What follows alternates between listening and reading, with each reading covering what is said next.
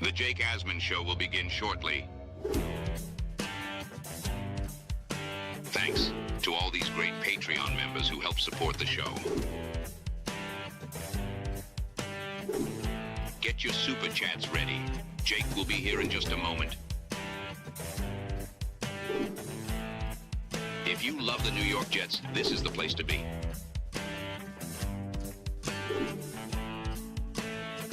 And now, the Jake Asman Show. Jets GM Darren Mougey spoke at the NFL owners meetings, and he had a lot to say. We'll break down what actually matters from the Mooj. It is the Jake Asman Show. Let's hit it and get it started.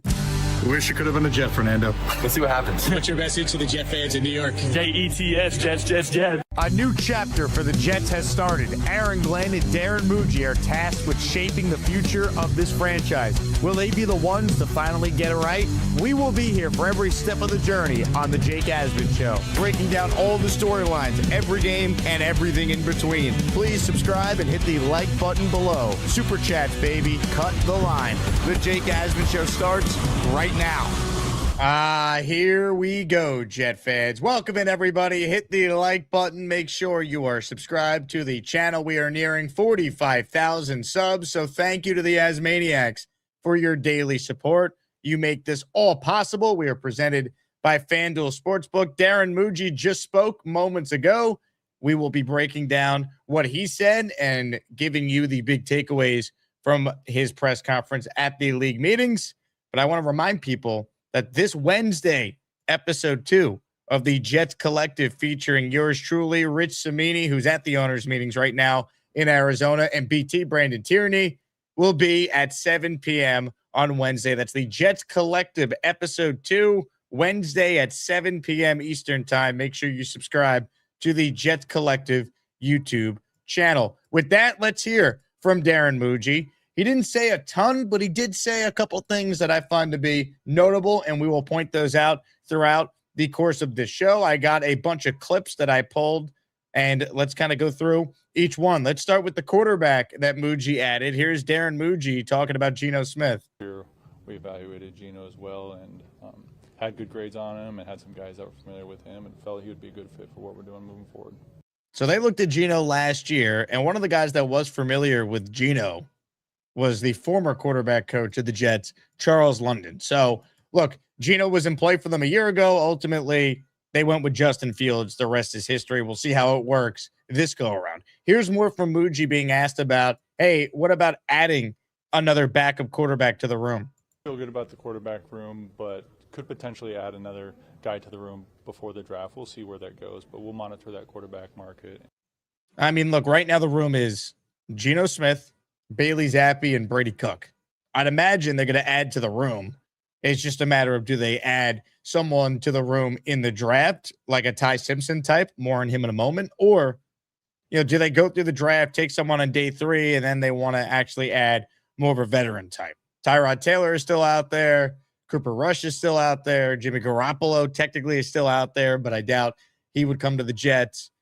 I wouldn't expect any quarterback addition till the draft, because I think the Jets are in position to potentially draft a quarterback as high as pick 16. More on that in a bit, but first, here's Darren Mougey addressing the biggest issue that I think many fans still have with the current roster, the wide receiver depth. I think we're just looking at it. You address a lot of holes in the roster, but one that might still be there is receiver too.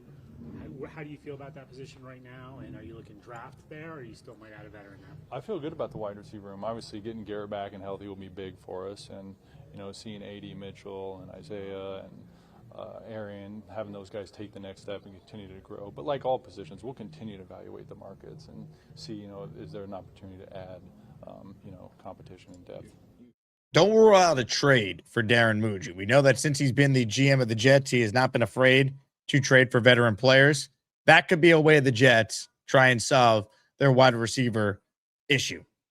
Could be in the draft. We obviously know about the depth at the wide receiver spot in this draft class, and certainly I think a receiver at 16 is in play.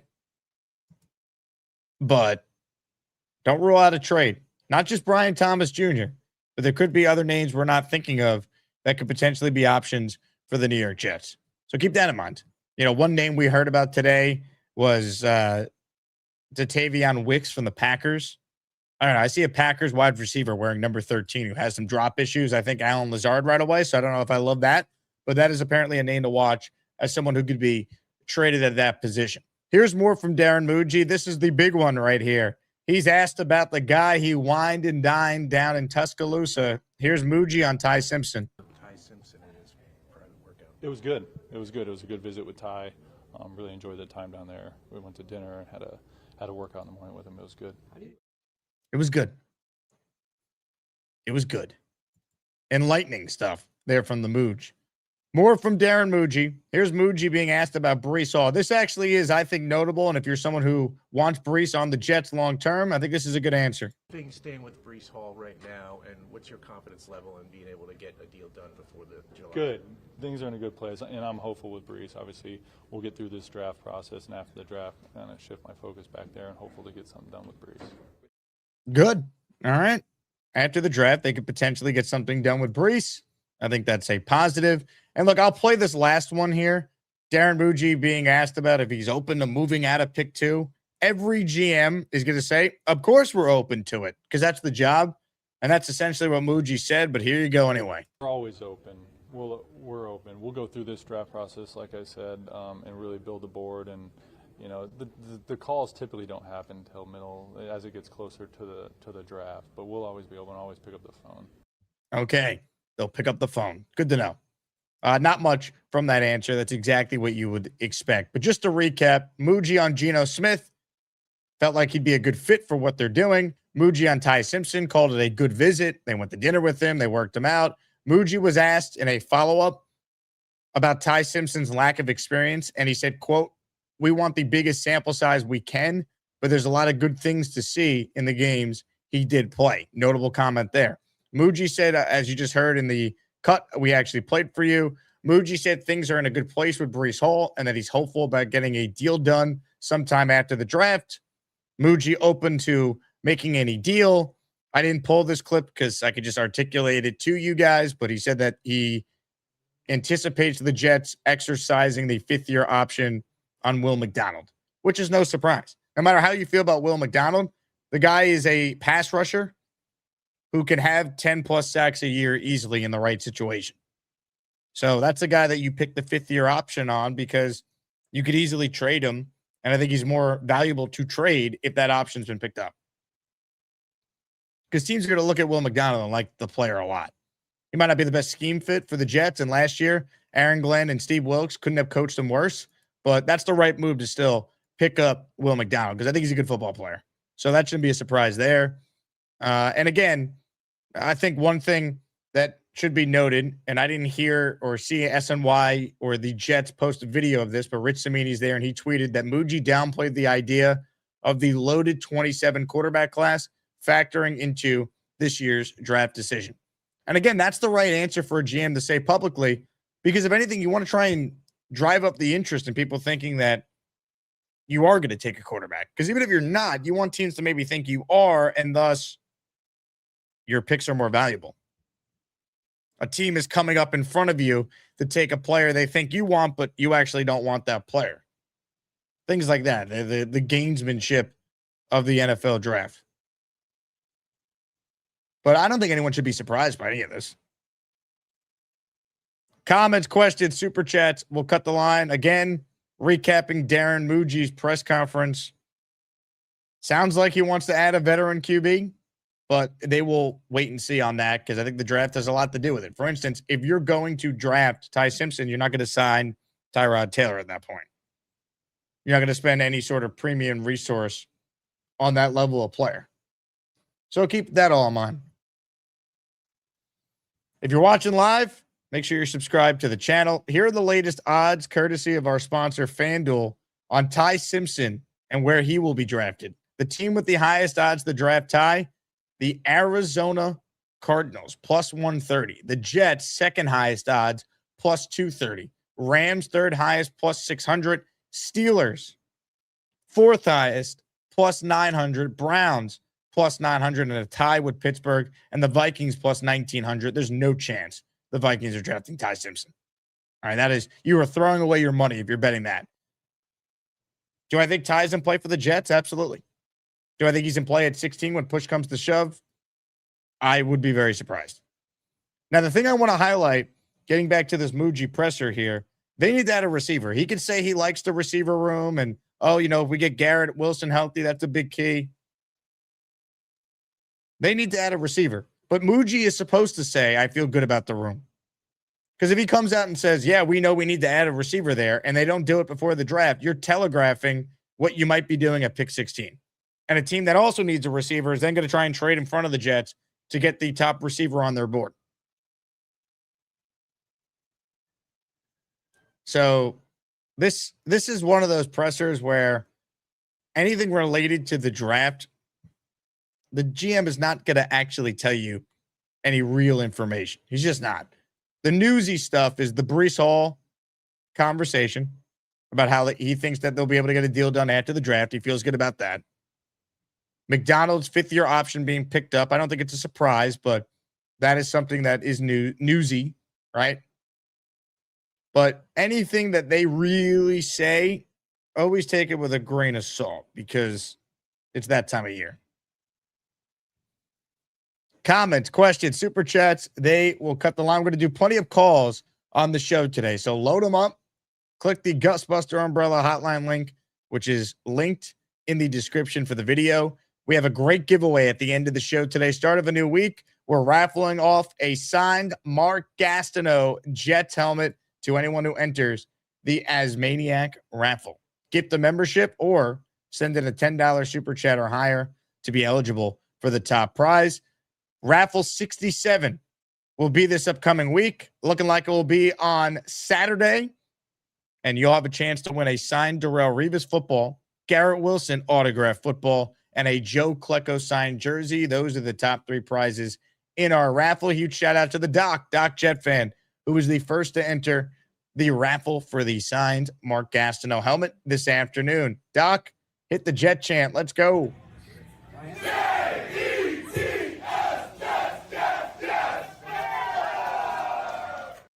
Jet fans, what did you make of the Muji presser? Again, what he actually said, not a whole lot. But can you read through the tea leaves on certain things? Yeah, and that's what we do, and that's what's fun about this time of year. Do I think the Jets like Ty Simpson? I do. Is Muji going to gush about him publicly? What good does that do the Jets? Now, we have more from Darren Mougey. We'll actually get maybe some legit answers out of this. He did an interview one-on-one with SNY's Chelsea Sherrod live from the owners' meetings. And I pulled the sound of the interview, and we'll listen in all together. Here is Darren Mougey speaking one-on-one with SNY. I know you said when choosing Geno to come back as your starting quarterback, you saw that he had good grades, that there's some familiarity there. But what really was it that you saw in Geno Smith that made you want to reunite him with the organization? Big part of it is the experience and the arm strength is still there. Geno can make all the throws. He's obviously had a lot of experience in the league, so excited to have him back. You did have a private workout with Ty Simpson from Alabama, had dinner with him. What did you learn about his mindset and his personality during those meetings? It was good. It was a good opportunity for us to meet with Ty. I got a chance to meet him at the Combine as well in a formal interview, but kind of follow up with that and just spend some time with him, really get to kind of know the person. It was good. It was a good meeting. With having Geno as your starting quarterback, are you okay with having a rookie as the backup, or do you want more of a veteran presence there in that role? We'll exhaust all options, in terms of what that room looks like. That's an ongoing process as well, but I think we'll be comfortable with, a veteran or a young guy in the room. You made significant changes to your defense in free agency. How would you describe what your defense looks like right now? I think it looks good. We feel really good about the depth on the defense. We added pieces up front, really at every level, up front, on the edge, at linebacker, at safety, at corner, and feel really good about the pieces we added. You did visit some prospects out on the defensive side that you could take at number 2. Could you go into what your process is like when you're evaluating those guys and what you're looking for? Yeah, it was great to get out last week and see those guys in person at their workout and spend some time with them as well. But we'll go through this process in April with all the scouts and the coaches and kind of fine-tune where we'll be at for the draft. Thanks for the time. Thanks, appreciate it. Muji is the master of saying nothing. Now, this is a meme right there. I'm going to take a screenshot of this. Look at that look into the camera. This is the look of a man who knows he's about to draft Ty Simpson at pick 16, isn't he? Oh, look at that.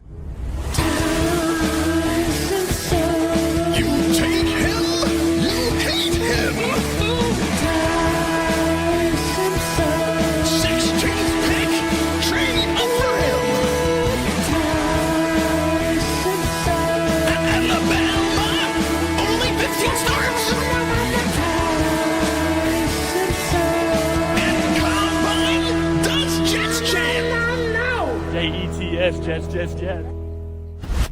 The Mooj. We got a little more out of him there. Chelsea did a good job. Asked about Ty, asked about how the meeting with him went. They did meet with him at the Combine, that we know, and they liked him at the Combine. Frank Reich told Boomer Esiason that. But I'm telling you, this is the look of a man who might take Ty Simpson with pick 16 in the NFL draft. Keep that in mind. And for those saying Muji is speaking too low, I think Hawk nails it with the comment here. Muji doesn't need to speak louder. You need to listen better. Well said. Ladies and gentlemen, Ozzy Fullers has gifted a channel membership. He is in the Asmaniac Raffle for one. JETS, Jets. Derek, the Kansas Jet fan, is in the raffle for one. Hit it, Ty. JETS, Jets. The Mooj, Darren Mougey, speaking with reporters. Aaron Glenn will have breakfast with the Jets beat tomorrow morning. We'll be live at 11 a.m. Eastern, listening to what Aaron Glenn has to say. Comments, questions, super chats. We'll cut the line. It is the league meetings, right? AKA the owners' meetings, which means we get the annual coaches photo. Let's break it down, shall we? Aaron Glenn, bottom left, with all the other coaches here. Let's zoom in here. Aaron Glenn going with the Jets quarter zip look. There he is. He's sitting next to new Ravens head coach Jesse Minter. You can see they have the NFC coaches standing and actually, that's not true at all because DeMeco Ryans is AFC and he's standing in the back row. But here is, from left to right, the official coaches photo from this year's owners meeting. What do you notice? What do you notice in these photos? There's Todd Bowles. Look how many former Jets are head coaches now. It's pretty amazing. Shoddy, 2010 Jets for life. Mike LaFleur in the photo. Bob Saleh. There he is. He's back. You know what's amazing, too? Kyle Shanahan was asked about Robert Saleh becoming a head coach again, and he said that Saleh got a raw deal in New York. Robert Saleh was in year 4. He had 3 straight losing seasons. He didn't get a raw deal. Now, should he have been fired at 2 and 3? That's a different conversation. But he didn't get a raw deal. And there you go, the full list of coaches. Who is this? I have no idea who this is. Do you know who that is? Is that Clint Kubiak? I think that's Clint Kubiak. But, God, Saleh is so jacked. Look at Andy Reid. Still kicking it. Still doing his thing. Liam Cohen's a lot bigger than I realized. Kevin Stefanski looks like he's got to take a shit. Excuse my language. Here's your coach's photo, though. And here is Aaron Glenn. He whispered in Jesse Minter's ear right before this photo was taken. Play call is my superpower, really. And Jesse Minter just said, really? There's your coach's photo. All right, let's get to your calls, shall we? Open phone lines for anyone who wants in on the conversation. What do you make of Darren Mougey's comments at the NFL owners meetings? You let me know, and I want to read some of your comments. Good to see that Aaron Glenn was wide awake for this photo, as I see several people in the chat, including JD Surf City, have made that joke. We are presented today by my friends at Rula. Jet fans, listen up. You already know what stress is. Sundays, Mondays, Thursdays, the offseason, the draft. Being invested in the Jets is a full-time emotional commitment, and honestly, a lot of guys carry that stress into work, family life, relationships, all of it. I've seen friends and people in my life really benefit from therapy when things start piling up. The problem is it's usually hard to get started or way too expensive. That's where Rula comes in. Rula is a healthcare provider group that makes therapy simple and affordable. They work with most major insurance plans, and the average copay is about $15 per session. That's less than a beer.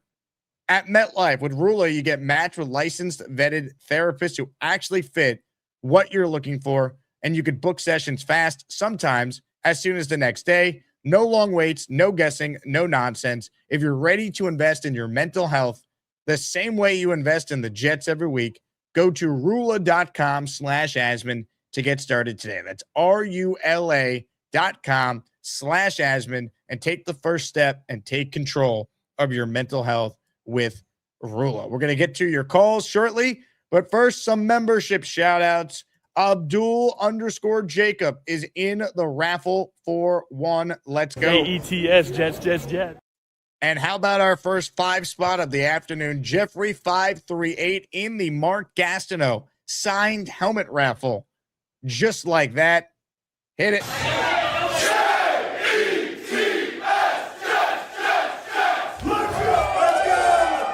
Jetstream says Rula got it right by reaching out to Jet fans. Look, the sponsors for my show know what they're doing. Jetstream, good job by you. You're in the raffle for 2. Good job. All right, let's see what you guys are thinking. We're reacting to what Darren Mougey said at today's presser. Open phone lines. Link is pinned in the description. Before we get to the calls, though, I did want to set up a little Asmaniac Madness this afternoon because the round of 32 continues here on the show. If you missed it on the first show, it was the great Peter Castro finding a way to get a victory over David T and advance to the Asmaniac Madness Sweet 16. So here's your look at where things stand. We're making our way through. Kyle Clifton clinched a spot on Saturday. He will face Peter Castro in the Sweet 16. This afternoon, we have Ricky NY, the 6 seed, against the number 3 seed in the inside-outside region, the Lane Train. That is, of course, the great Lane Kerner. Your votes will determine who advances to the Sweet 16. Ladies and gentlemen, voting for this afternoon's Asmaniac Madness battle is underway.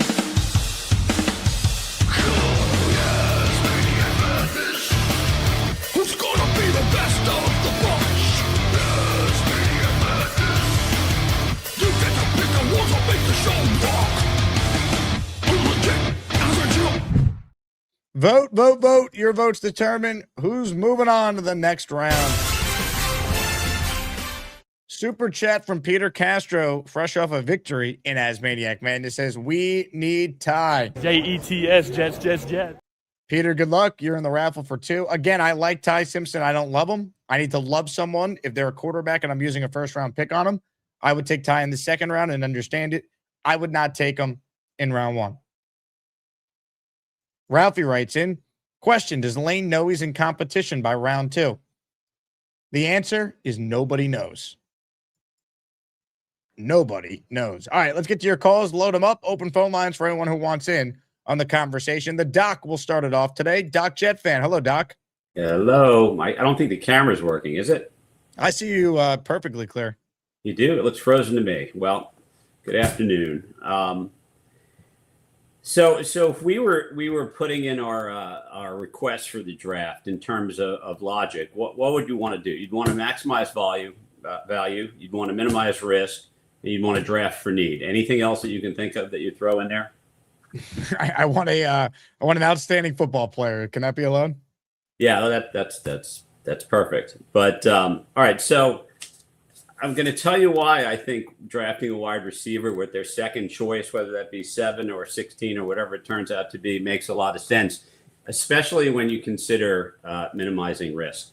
So allow me to tell you the criteria I'm going to use now are one of the top 4 receivers picked in that particular year and chosen before pick 20. Ready? Okay. All right. 2025, pick 8, Tet McMillan. Pick 10, Colston Loveland. Pick 14, Tyler Warren. Pick 19, Emeka Buka. All hits, right? 2024, Marvin Harrison Jr. By the way, before you get on his case, he had 900 yards and 9 touchdowns his rookie season. Pick 6 was Malik Neighbors.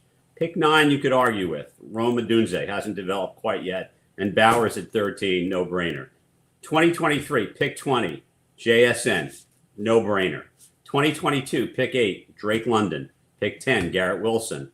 Pick 11, Chris Olave. Pick 12, Jameson Williams. 2021, maybe the best year of all of them. Pick 4 was Kyle Pitts. You can argue about him a little bit. Pick 5, Jamar Chase. Jalen Waddle was pick 6, and Devontae Smith was pick 10. I would say of those 17 picks or so, pretty much 14 at least, or 15, were spot on. If you're trying to minimize risk in this draft, I think the Jets, and then talking about drafting for need, what could be better than a wide receiver for the Jets? Is whatever Darren Mougey says. Yeah, it's like we looked into room blank. We're adding pieces to room blank. Yeah, I get it. He's not going to tip his what he's going to do, but how could you not? Given the success of the last 5 drafts with regard to the top 4 wide receivers, all picked within the first 20 picks, how could you not want a wide receiver? And Doc, you didn't even factor in the biggest reason for any Jet fan.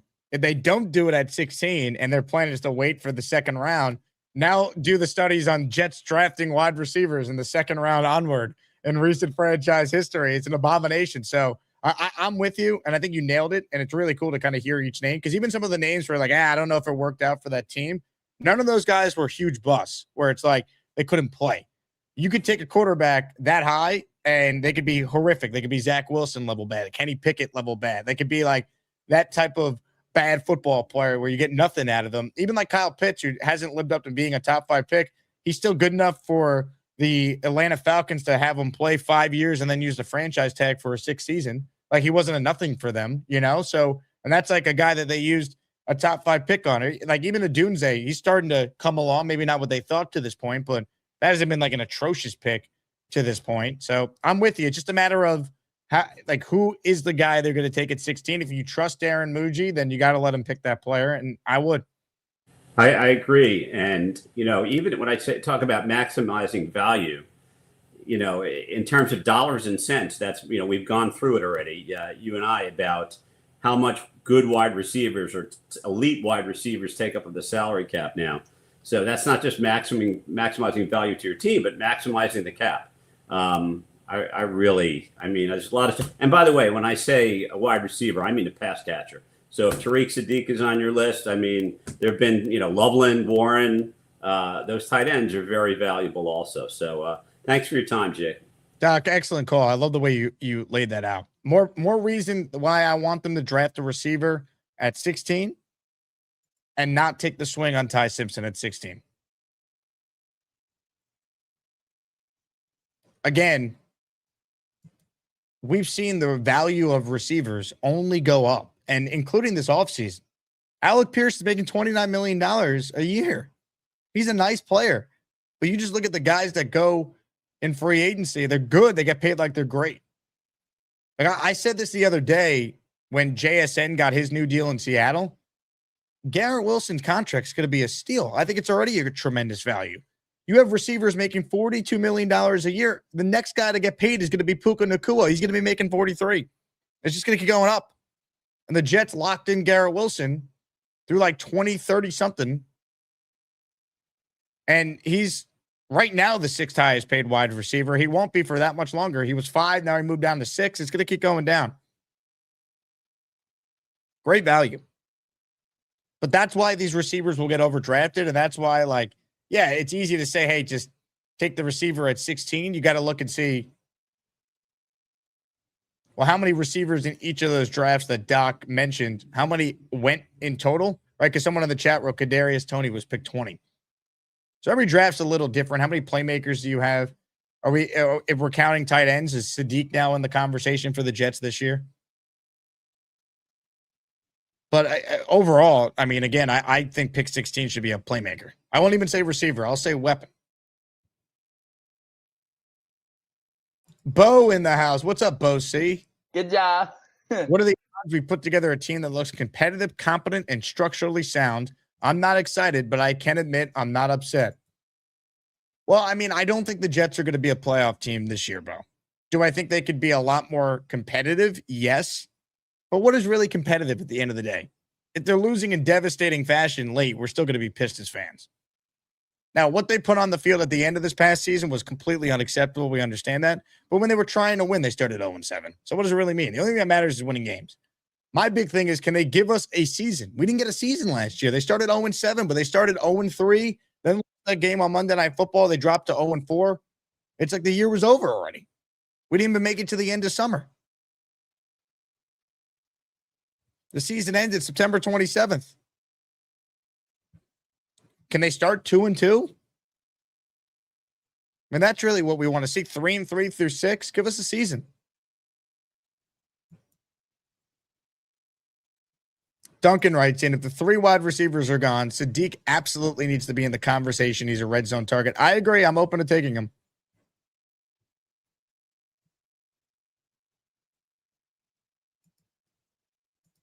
Ladies and gentlemen, update in Asmaniac Madness. The lane train is off to a strong start in the tournament this afternoon. Lane up 59-41.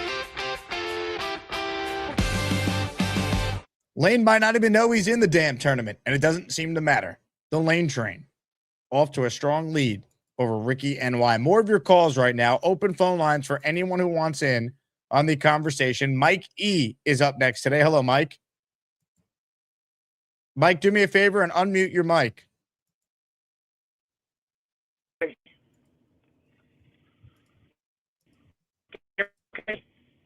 Oh, boy.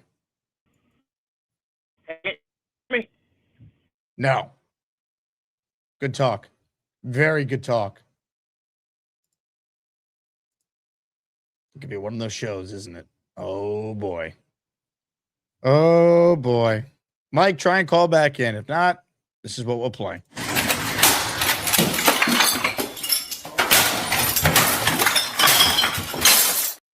Open phone line. Someone else try and call in, and we'll bring you on the show. Abdul Jacob with a super chat. He cuts the line. Thank you, Abdul. Or Abu. Hopefully I'm pronouncing it right. Jake looking down the road a bit. If we do draft Ty Simpson, he shows a little potential. Do we still draft a high-profile QB in the 27 draft? That's the conundrum. If he shows a little potential, I'm still drafting a quarterback.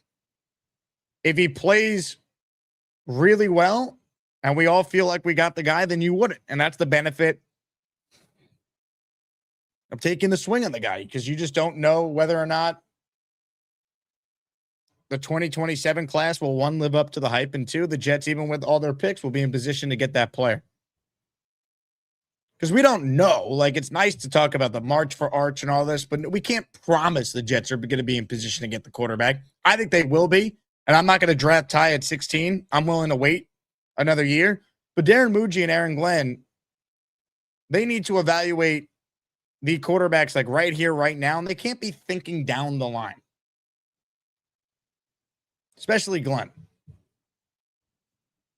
But it has to factor in your evaluation, because we know NFL GMs have admitted they do look at least at quarterback, next year's class a year out to get a better idea. They do.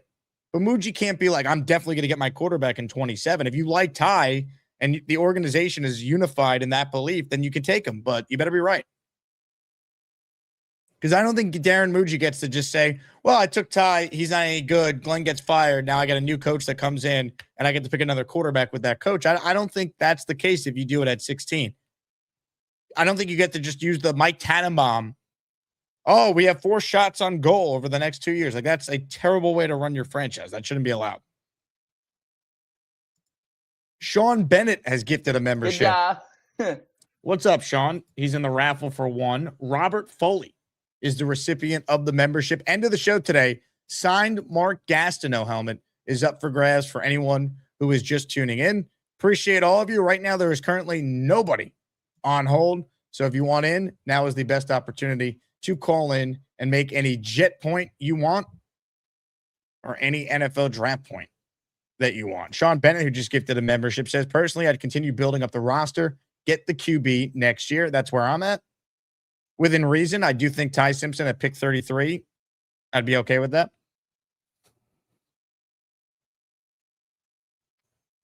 Peter Castro says he's unified in taking Ty Simpson. Well, that we know, Peter. But how does Darren Mougey feel about that? The Moog is the one who we care the most about here. PBM says if Simpson plays like Jackson Dart, we're good. Yeah, that's like best case scenario, though.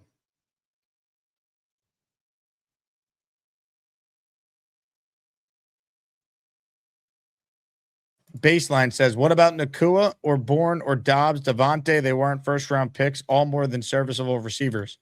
But those are more outliers than not, especially Nakua. He was a day 3 pick. I'm pretty sure Devontae was a second-round pick, too. You could find good receivers outside the first round, but most of the top receivers are first-round picks. And I think the Jets are in a spot where when you have 4 picks in the top 44, and you've invested as much as they've invested in their defense already, and they'll probably use pick 2 on defense baseline, I think it's a very easy argument to say, take a playmaker at 16, score points. That's where the NFL is headed. Muji could say publicly, oh, we like the development of Arian Smith and we got A.D. Mitchell. It's like, yes, you do. But the Jets feel like we're always a playmaker short. Let's not have that problem. If we want Geno Smith to have any chance, let's have too many good players around him. How about that? J-Quest says, I'll only call in if you spend $50 to put me in the hole. I don't think that you're worth $50, J-Quest. That's a lot of money. All right. You know how many Chipotle bowls I could buy with that? Maybe 2.5 because inflation. Jay writes in that Lane has it all figured out. Look, Lane is a hell of a competitor. He is so good at competing. He doesn't even need to call in to win. We saw this last year, and we're seeing it right now. Lane might not know he's in Asmaniac Madness. And it really just doesn't matter. Because the thing with the Lane train is he can't be stopped. You can only hope to try and contain him. He's truly a one-of-one physical specimen. And we'll never forget the Lane train's first ever call. Let's go to Lane, who's up next. Hello, Lane. Hey. Oh, hi. Hello, Lane. How is everything? Yes? You're on the air, Lane. Oh, hello. Hello, Lane. Hi. So, yeah, I'm happy about the way the Jets played today. And, they moved the ball, and they did great. Look, okay. I know it was raining out. Did you see the game? No, I didn't watch it. What happened? Well, they won. And the other team lost. Lane, thank you.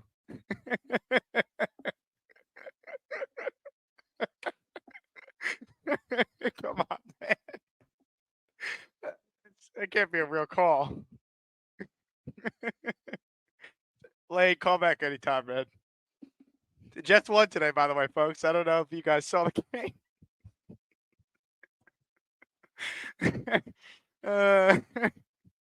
God.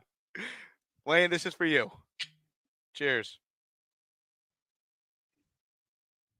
The Lane train. One of the greats. And since I played a Lane video, let's give you a little Ricky NY video. Hey, there we go. Light it up, Ricky. Yeah. Let's get back to your calls right now. One of our favorites is on the Guestbuster hotline. Ricky NY joins us now. What's up, Ricky? Hey, Jake. Hey, Ricky. How you doing? Thanks for taking my call, Jake. I just finished smoking all the available weed in the panhandle, so bear with me if I collapse here in front of my personalized flag. Any chance you could send that boxing guy, Gary, to the Jameis Winston town? Maybe Gator can build a special hall for quarterbacks who throw more interceptions than completed passes. Well, not a Florida guy, but can go to Seminoles all the way there. I've got a whole lot. I've got all of them in there. I don't give a shit. Well, I think I got to relight this thing. Hold on a second. I just got this new blowtorch lighter. Let's try it out. Try it. Oh, Jesus Christ. Should have backed off that setting a bit. Anyway, Jake, I'll hang up for now and grab the burn kit again. Later, brother. Oh, my God. Yo, Gator is different, man. That dude is different. Incredible. Comments, questions, super chats, cut the line, open phone lines if you want in on the conversation. Peter Castro says Arizona's not going into the season with Brissett and Minshew tie at 3. Peter, I will send you a large sum of cash. Maybe not quite $500. Alan Lazard, does he have a pulse at a June OTA amount of money? But I will send you a large amount of money if Ty Simpson goes number 3. It's just not happening. I mean, that'd be stunning. Now, could the Cardinals trade back into the first round for Ty? Yeah, I think that's possible. I do. And right now, you look at the betting odds on FanDuel, Ty Simpson is the favorite to go to the Cardinals at plus 130. So it could happen. But I don't think he's going to go at number 3. I'd be shocked. More of your calls right now on the Gusbuster Umbrella Hotline. Let's say hello to a guy we call Ralphie Rocks. Hello, Ralphie. Hey, Jake. How are you? Ralphie, you're rocking the Alabama hoodie. Are you going to make the case for Ty? No, just a coincidence.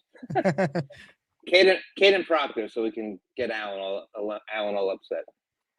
I was calling because after Doc Jets fan made that comment about the wide receivers, I wanted to check one of the recent drafts. So if we go to 2020, let's see, the 2022, was that the one where we got Garrett Wilson? 2022 is the Garrett Wilson draft. Okay. Yep. So that year, I think, is very similar to this year because, all right, we have Mendoza going first here, but then after that, quarterback situation, not so great. In that one, Kenny Pickett was the first quarterback at number 20. And if someone wants to go back and look at that draft, there are so many current Pro Bowlers and All Pros in those first 2 rounds. So it's definitely a case that we should load up probably, even though I love Alabama, stay away from Ty Simpson and try to take 4 of those picks in the first 2 rounds. And maybe even if you hit on 2 of them, you might have 2 Pro Bowls, because even that second round is just littered with great players. Wan'Dale Robinson, Pickens is in the second round. Trey McBride is in that second round. Alec Pierce is in that second round. I mean, James Cook is in that second round.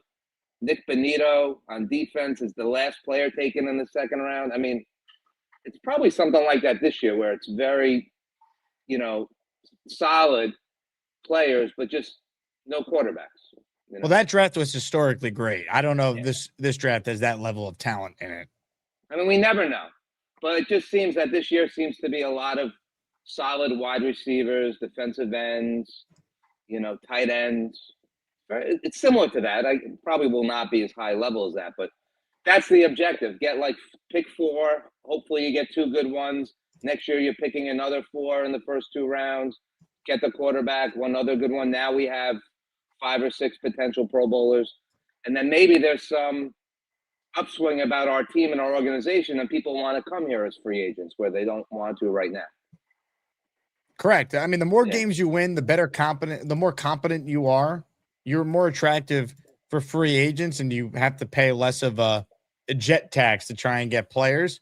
What's complicated is, who's the coach, right? Is Glenn Provey can coach or not? Because if you're starting over next year, depending on who the coach is, that's also a hurdle you got to deal with to try and recruit talent as well. That's why Eileen would just add 4 good football players potentially, or make a deal or 2 to acquire some extra picks. And I'm not trying to reach on the quarterback or get that figured out this year. Yeah. I mean, coaching, I don't know. I don't think Dan Campbell's such a great coach, X's and O's. I mean, maybe he's a good leader of men. And Detroit was a nuclear holocaust of a place. No one wanted to go there. And they started winning, though. And Campbell's a big reason why they started winning, though. Look at the staff he hired. I guess. But, I mean, whoever's doing the drafting there took a lot of offensive players, a lot of speed on that turf situation. I know we play outside and it's a little different, and we normally play for defense because of the conditions by us. But I mean, it makes it more attractive, and then people are willing to take 1 year to come to the team to try to see if they can latch on and maybe win a Super Bowl. That's why a lot of these teams like Kansas City, New England, each year they replenish themselves because people take 1 year deals to go with them. So we just have to get the talent here. I think everything else sort of takes care of itself. You have the best coach and you got no Jimmys and Joes, you're not winning anything. Agreed. Look, all this stuff should be factored in. I don't disagree with you, Ralphie. You know what the biggest thing is? Just take damn good football players. Make your roster better. Then you not only have a better chance of winning this year, but you're more an attractive destination a year from now if we don't have the right head coach in place.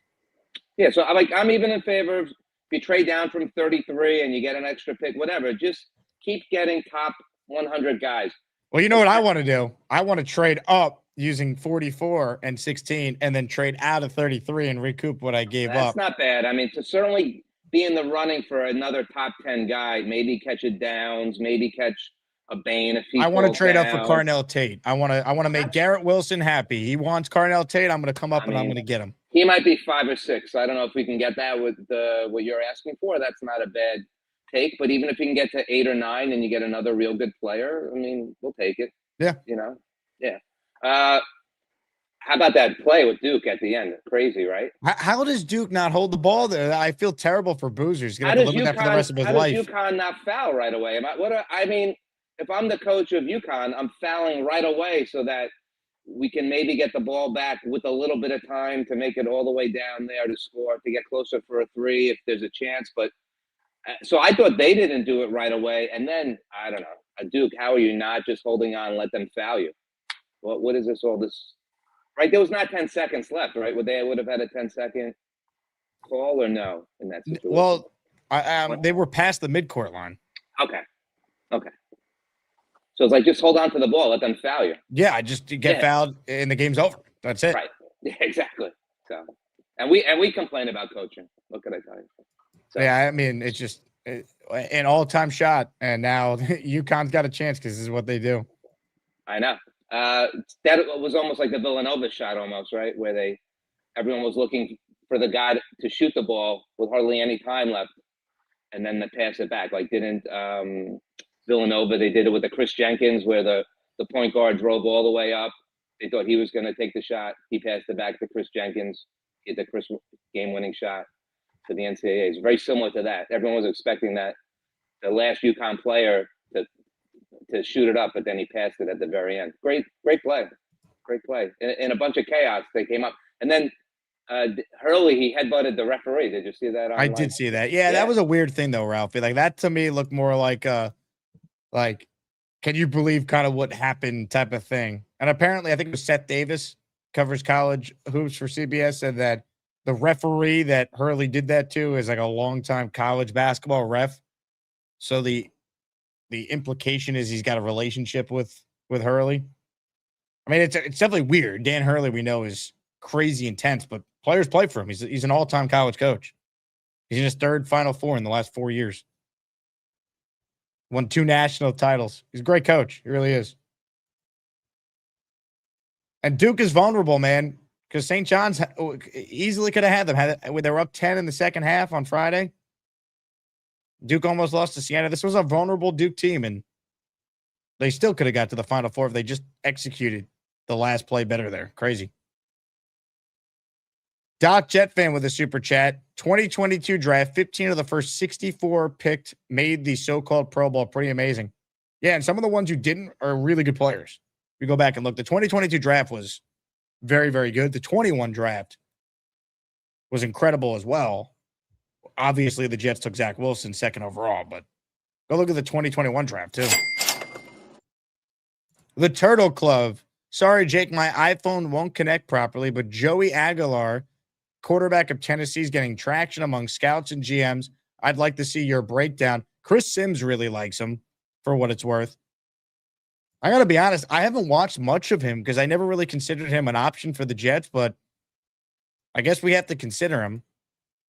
For what it's worth, I have Dom C's draft guide I pulled up. He doesn't even have a grade on him. He's not even in his top 19 of quarterbacks. Isn't that crazy? Dom has grades on 19 QBs, and he doesn't have a grade on Aguilar.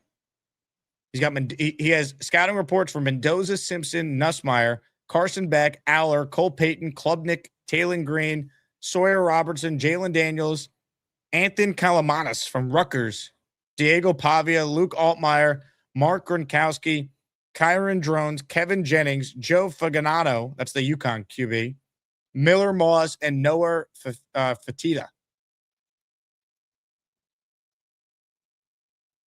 But nothing on Aguilar.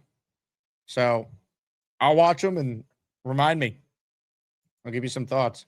I know he's got a lively arm. He's a bit of an older prospect. I think he's like 23, I saw.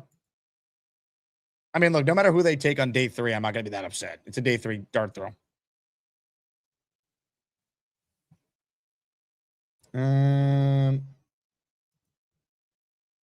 Jets Johnny says jet tax. Jake making stuff up. Every team overpays in free agency. If you don't think there's a jet tax or a tax for bad teams in free agency, you're out of your mind. Why do you think the Raiders had to give Tyler Linderbaum so much more money than any other team to get him to go there?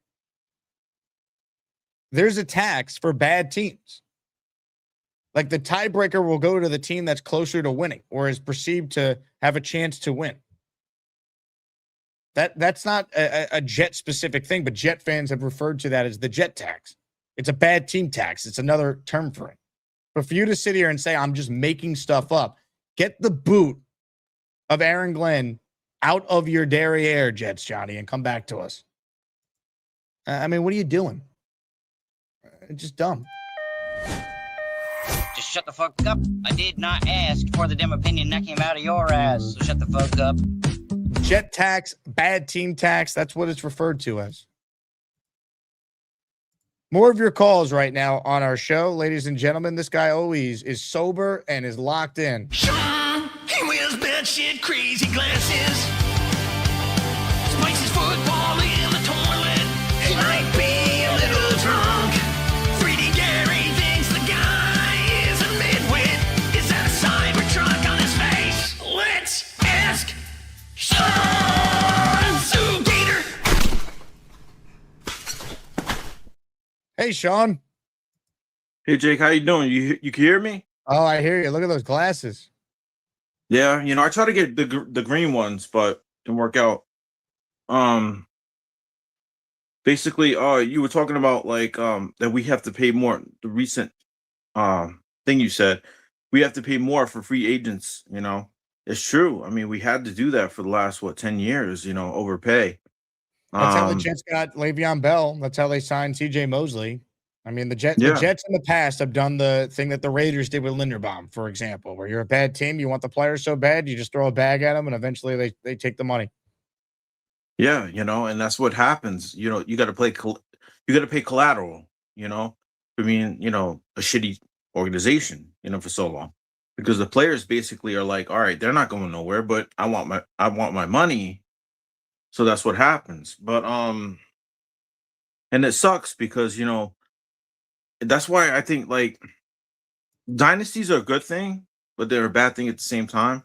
Because it's like you're like, okay, so everybody wants to go to this dynasty team or a better team.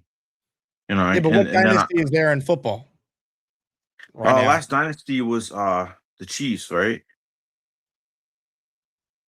Well, but the Chiefs. I mean, yes, they were the most recent dynasty, but like I'm talking about like currently in the NFL right now. Like I don't think there's a dynasty going on. I just think that the good teams are the teams that have established coaches and quarterbacks in place, and they're going to be more attractive to free agents. Yeah. But Mahomes, and Andy Reid, they brought a lot of the best of the best free agents available because a lot of people wanted to go there. And they would go there for cheap. I remember Brady took a pay cut. Remember that? To bring on Gronk and everybody else. And Rodgers tried to do the same thing. Didn't work out. This organization. But yeah, so it's like we're cursed. I swear to God, man. I've been watching. What did you do this weekend, Sean? This weekend, I just been staying busy, doing what I have to do. Working on the apartment, tinkering with shit, and that's it. Nothing special, nothing extravagant going on. But basically, I should have won that. Man. That tournament spot, man. But yeah, so hey, the Dream is a fierce competitor. Yeah, he's more drunk than I am, so I can't be too mad. You think he's more drunk than you? Yeah, that dude, man, he can outdrink me any day of the week. We should have had both of you, breathe into a breathalyzer. And honestly, we screw the voting, and whoever blew the higher number would advance. See, no, you didn't screw up then, because he would have blew the higher number. But yeah, so. I just I just wanted to state that There was something else. I hate it when you have something in your brain, your noggin, right? And then when the call comes, you're like, it eludes you, you know? But anyway, Jake, I just want to, I always appreciate what you do and how you do it, and you taking calls, when you can, and that's awesome because it's awesome what you're doing. All right. Well, thank you, Sean. Great call, man. I love that hat, by the way. I've never seen a hat like that. Yeah, it's like the helmet. It's like the decals on the sides. But it looks good on you, Sean. All right, peace out. You got it. Thanks for calling. Asmaniac Madness is underway. Make sure you vote to make your voice heard. Good call there by Sean. Reminder, Mark Gastineau's signed helmet up for grabs at the end for anyone who wants to enter the raffle. Ladies and gentlemen, for the first time in 4 shows, this next caller is officially freed from the hole. Ladies and gentlemen, it's time to say hello to the one, the only leader of Jets.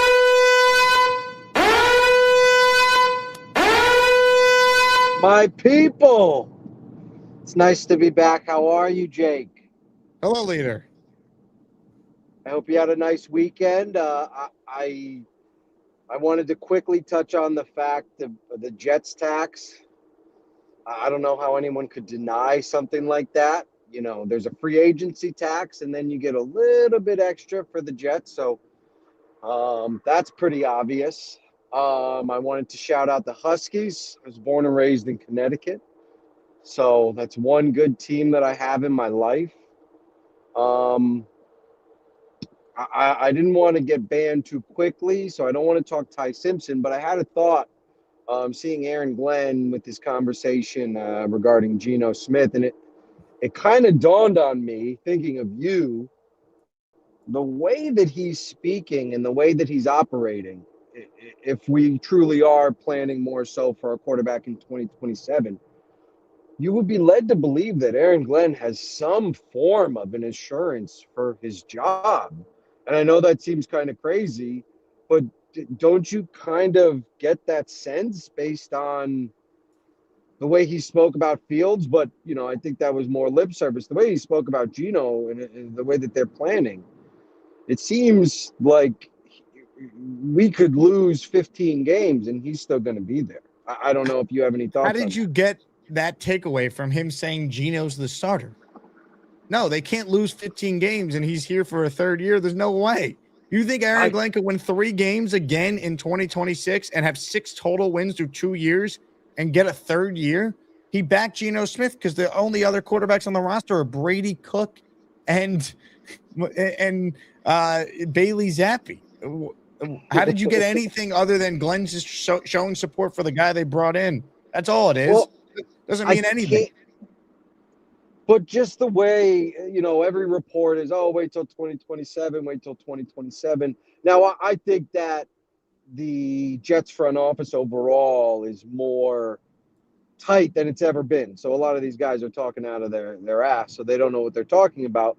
But as we get closer, it does feel like it's 2027. They're not going to expend a lot, as much as I love Ty Simpson, unless he really drops and they move up with 33. But it just gives me that vibe. How could a head coach, I know you hate him, and it's fair. You think he's not a great coach, and he hasn't shown much that he's great. He hasn't shown that he's competent.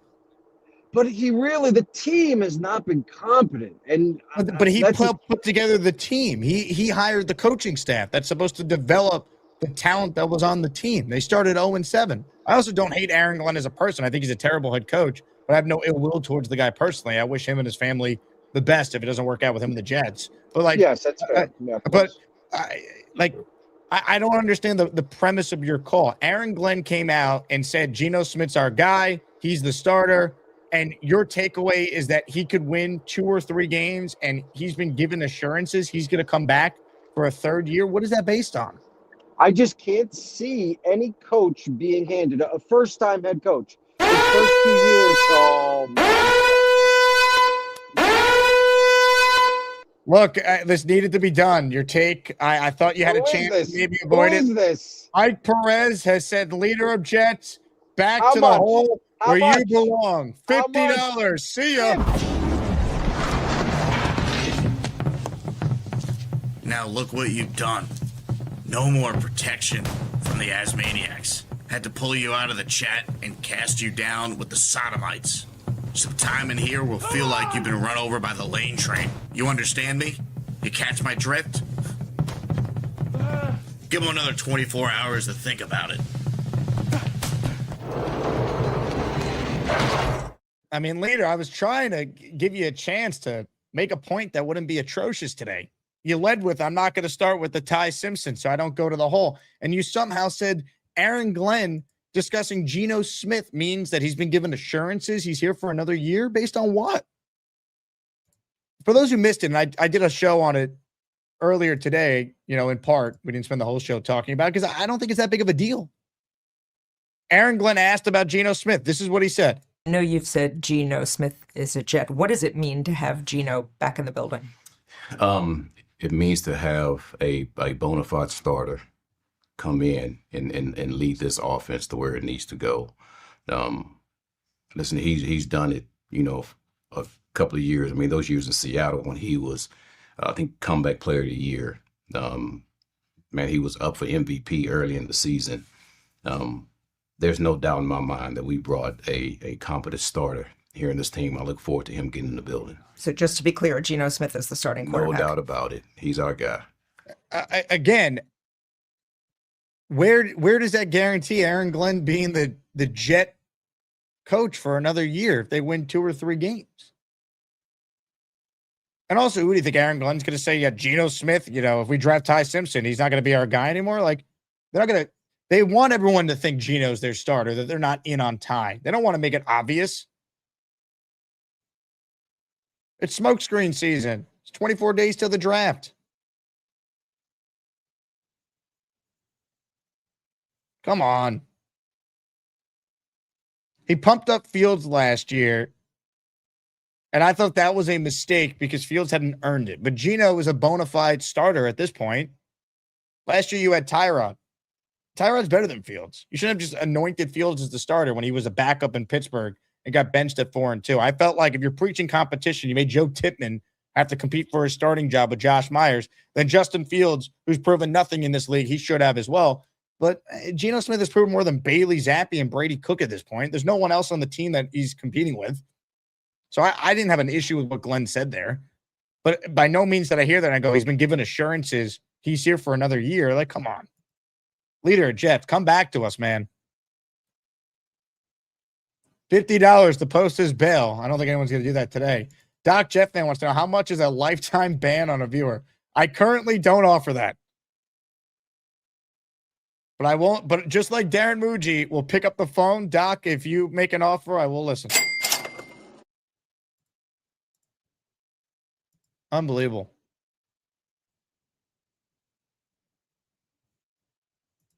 Comments, questions, super chats. They cut the line. Let's get back to more of your calls right now. On the Gusbuster Umbrella hotline is a man who always is on point. It's Beefbreaker. It's all goddamn muscle right here. It's Beefbreaker. Bringing the cheese. Woo! You clown sucking douchebag. Let's hear it for Beefbreaker. I got gas right now. I'm a little busy right now doing mail report. You're doing mail reports. What does that mean? Trying to find out where my mail's at. Why do you keep losing your mail? That's Illinois for you. They got stupid policies that are freaking ridiculous, that are so damn dumb that they can't do shit straight. Hey, Howard Stern Beast, can you put your camera on? This is a very stupid image I'm looking at. Hey, 1978 was calling for its hairdo back. I don't know what this has to do with you, though. You're not Howard Stern. Well, I did image him in high school, especially, with the cute look. So are you going to put your camera back on or no? I'm really doing mail here right now on my phone. It's kind of private. I'm doing mail here. Yeah, I'm trying to do my mail. It's very serious. All right. Well, see you later. Fucking diarrhea, cha-cha-cha. Thanks for the nothing, beast. More of your calls right now. Let's say hello to Party with Peg and Artie. Hello, Artie. Hey, what's up, Jake? Asmaniacs, how's everybody today? What's going on, Artie? How are you? Oh, all is well here in Central Florida. The weather's getting good. No complaints. I was listening to Muji talking about getting a veteran quarterback before the draft. I'm wondering who's out there that we could possibly get. I mean, are you going to trade Tyrod Taylor? That's about it. That's about it, right? The other thing I was thinking is taking Ty. It would be nice if they took Ty and he worked out. We didn't have to worry about it next year. But, yeah, I don't know. I'm not sure about him yet, tell you the truth. What if they wanted to trade up? Are you willing to trade next year's picks at all? And if so, which ones? Like, if you want to move up, like, let's say, not so much for Ty, but let's say for Styles or a Tate, if they're there at 8, in between like 7 and 10, would you trade up and use next year's draft stock to get them? I wouldn't touch any of my first or second round picks in 2027 in any deal. If I had to trade a third in 27, depending on what the deal is, I'm more open to something like that. Like I looked at what the Giants gave up to trade back into the first round to take Dart. They traded their second and a third and then a third the following year. The Jets could trade, let's say 33, or let's say they could trade 33, one of their forts because they don't have a third, and a third next year for something similar. I'd be open to something like that, but I don't want to touch my first round pick next year. I got 3 of them total, or my 1 second round pick. Those to me would be off limits. Yeah, I hear you. I just can't wait for this draft to get here because we're all getting all lathered up. I mean, last year was like, fuck this team. And now we're like, starting to believe a little bit again that Muji's going to do some magic tricks. I'm so tired about being burnt. The Rodgers thing's really messed my mind up. And, it's hard to – I want to be motivated, Jake. I want to believe. Muji might be the magician.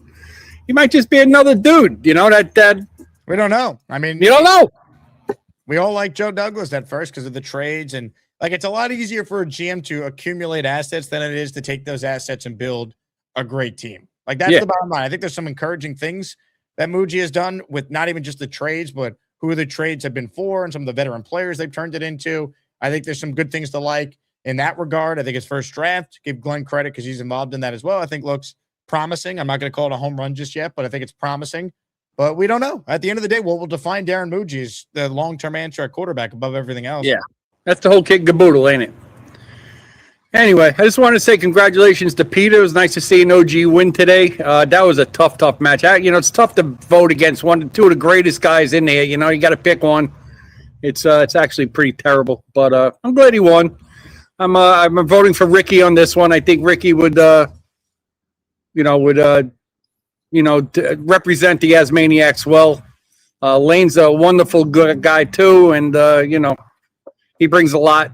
And that's about it. Oh, Peg's knocking on the door. I'm on with Jake. You want to say hello? All right. She'll come on later or tomorrow. Anyway, have a good day, guys. Asmaniacs, you never disappoint. Take care. Asmaniac Madness is underway. Make sure you vote to make your voice heard. The Lane train right now is leading 55-45 over Ricky and Y. Outstanding. Bill M says, leader of Jets talking third person like he's the Rock. I did see this comment from Dave Brigga before saying he calls himself leader. I'm not your follower, pal. Strong stuff from the great Dave Brigga. There's no doubt.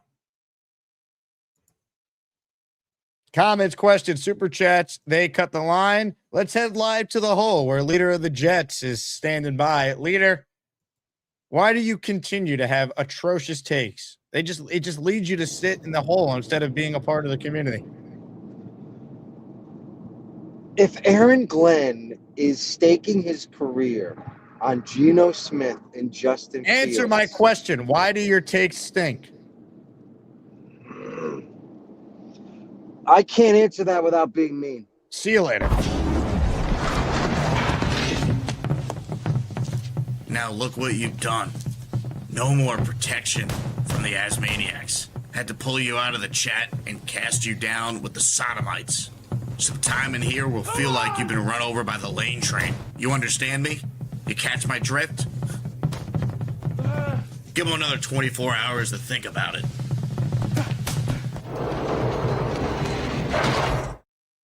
Unbelievable. More of your calls right now. Let's say hello to a man who's busy doing his mail. He thinks he's too good for the show.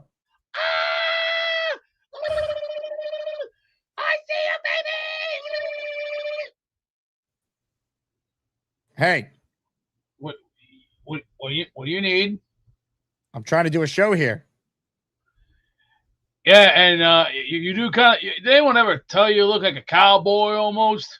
A cowboy? Yeah, you look like one of Yeehaw. the workers in the saloon going, "What'll be, stranger?" I see you wrote underneath your name, I'm very sexy, and yeah, I'm a god. Yeah, I am a god. Why? It's already figured out in black and white. No Now, shade, one gray. you don't look like a god. The hell I don't. Hey, Beast, Amanda Right. says turn your camera on. I am a god. Hey, why don't you turn your camera on? Only once. That's gonna be it. Because after this, it's back to work. I have this. Oh, you're in the nude. I'm looking great. Are you just walking around your attic naked right now? Hey, I'm Rick. Hey, with boxers on, I'm Ric Flair. I'm the sexiest but the dirtiest player in the game. And why? Because I'm styling, I'm profiling, I'm kiss stealing, wheeling dealing, limousine riding, jet flying. Bang! It's all the girls and men. Nunchy, wiki. Woo! Woo! Woo! Woo! Woo! Not woo! And profiling. Woo! Oh, look, it's Colonel De Beers. I remember that look. That's Colonel De Beers from the AWA. Unfortunately, lost signal. Probably the internet that bad. We lost the signal on you. Your camera went down. Reset your StreamYard. Beast. Woo! Reset your StreamYard, please. Reactivate. Beast. Reactivate. Please Buenos reactivate. dias, muchachos. Reactivate your StreamYard, please. Can you hear me? What are you eating Jordan, for ask if you breakfast? can hear me. Oreo cereal. That's not healthy, Beast. You're going to die of heart failure. Bullshit! Oh my god. Squat and squat and squat. Beast? Konnichiwa. What are you doing? It looks like you're peeing over there. Just changing my shirt, and you jerk-offs better stop saying that I'm peeing in the chat, or I'm out of here. Who do you think you are? I am. I'm eating Oreos brought to you by the good people at Nabrisket.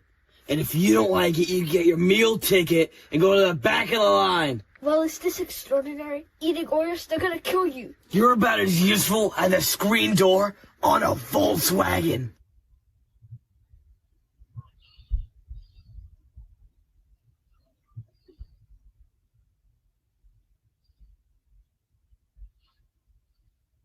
I had to take a Renzo, a hot one. Jerk off. No shit.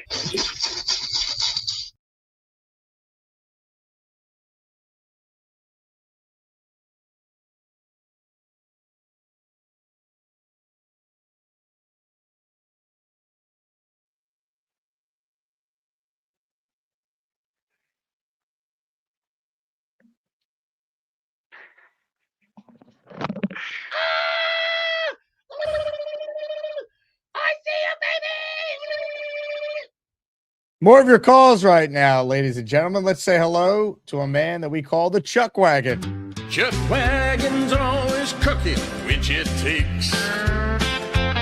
Chuck Wagon's even cooking at the game. Chuck Wagon hates McDonald's, but he's headed home to once again for Chuck Wagon.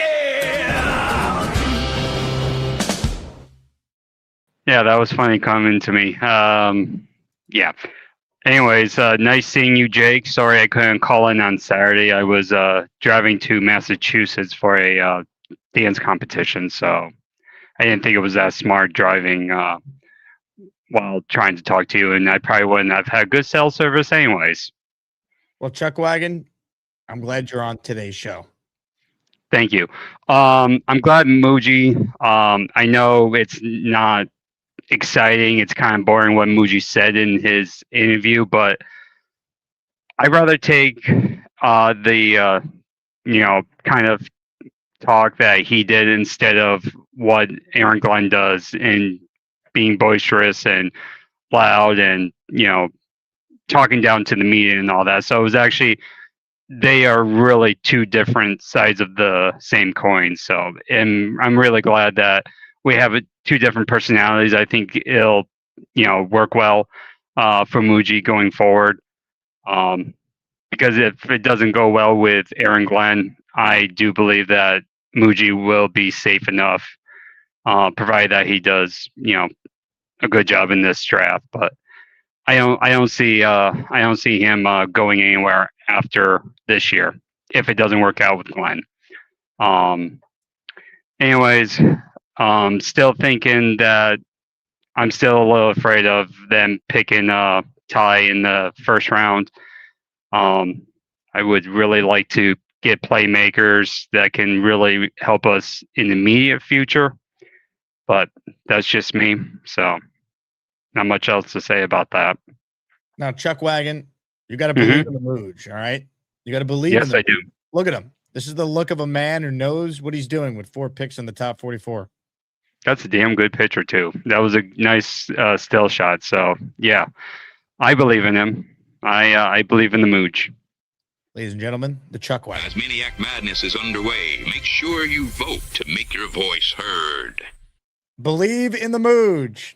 Ladies and gentlemen, more of your calls coming up. But first, let's talk about today's sponsor, ZipRecruiter. It's officially draft season, which means every Jets fan is watching film. And by watching film, I mean 12 minutes of YouTube highlights, and suddenly you're pounding the table like this is the guy at 16. We've all been there, but here's the truth. Building a great team isn't about hype. It's about finding the right fit. And if you're running a business, it's no different. You don't want to reach. You don't want to bust. You want someone who actually fits your team. That's why you use ZipRecruiter.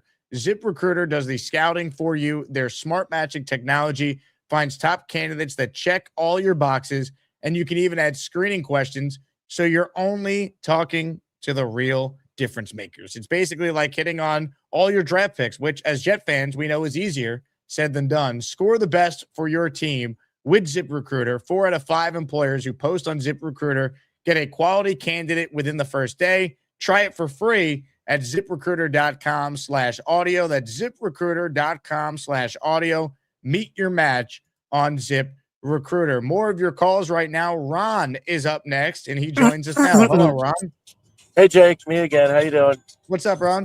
Jake, I know I have a lot about the same points. So I keep trying to come up with scenarios. Now, I've been a fan for – I had tickets for 25 years. I'm like up there with Castro and Neil and all those guys. But anyway, so I'm really desperate for a quarterback. So here's my point. I know I keep coming up with different spins on this, but okay, say everybody talks about next year's draft being the great draft, and even a lot of receivers and stuff, big, strong in a lot of areas, but quarterbacks, they said it was like 8 maybe in the first round. They said similar stuff to this year. There was like 5 or 6. We know now it's 1. Okay. What if next year, say even you cut it in half, 3 or 4 guys, you still have to suck to get up there because I know you have 3 picks. Say if you suck and the Colts, no, say if you're like 500 and the Colts are 500. Who in their right mind is going to get, say there's 4 teams that want to get up there.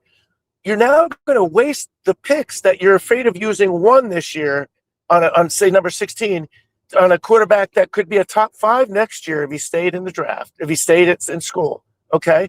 Now my point is I'm more of the numbers guy. Like and it's not taking a stab or rolling the dice on a quarterback. He's the number 2 guy this year. So I almost would rather have, the number 2 guy this year and have a shot next year not a shot. I'm sorry, because I know that I'm going to get criticized for that. But see who's left next year. You might not be able to get up there. So next year you could have pick 15th, 18th, and 23rd. You're not getting anybody. Forget Arch, forget everybody. So, but if you had Ty Simpson and you find out that he seems like he's okay, you now have a guy already in waiting. And say if you're lucky enough to get Arch or one of those guys, you're only taking one. What if they suck and we have another year of bust? You have two guys, the most important position in sports. You might have two guys, two quarterbacks that you, and if they both hit, my God, what could you get for one of those guys? So anyway, my point is, you're there right now. Who cares? Yeah, Ron, how would you know if they both hit? They would need to play. They would have to play. So say Ty plays well, you would have no idea what the other quarterback you selected is. Right. Now say he doesn't play, but say he looks good in preseason, and maybe he gets in 5 games. We don't know the story. But my point is, you have him on your roster now. He's going to have value even if he doesn't play next year to trade for something. There's no doubt. You know that. At least you'll get a second round or something next year. And you have those first rounders. But like I said, you're only picking one next year. And what if you're not in the top of the draft? Then next year we're like, what are we going to do? We don't even have the second best quarterback the previous year. Okay, but by logic, it's all fair. We don't know next year what the future holds. But here's what I would ask you. What if the Jets' determination is Ty Simpson is not worth a first-round pick? They should just take him anyway? No, then you don't take him. But I'm saying, but if they do, they have to, they have to like him. Say if they do, and they're like, no, I don't know. But if what so, if they like him, but they don't love him? They're concerned. They're like, yeah, we could see it working out, but we're not totally convinced this is worth doing.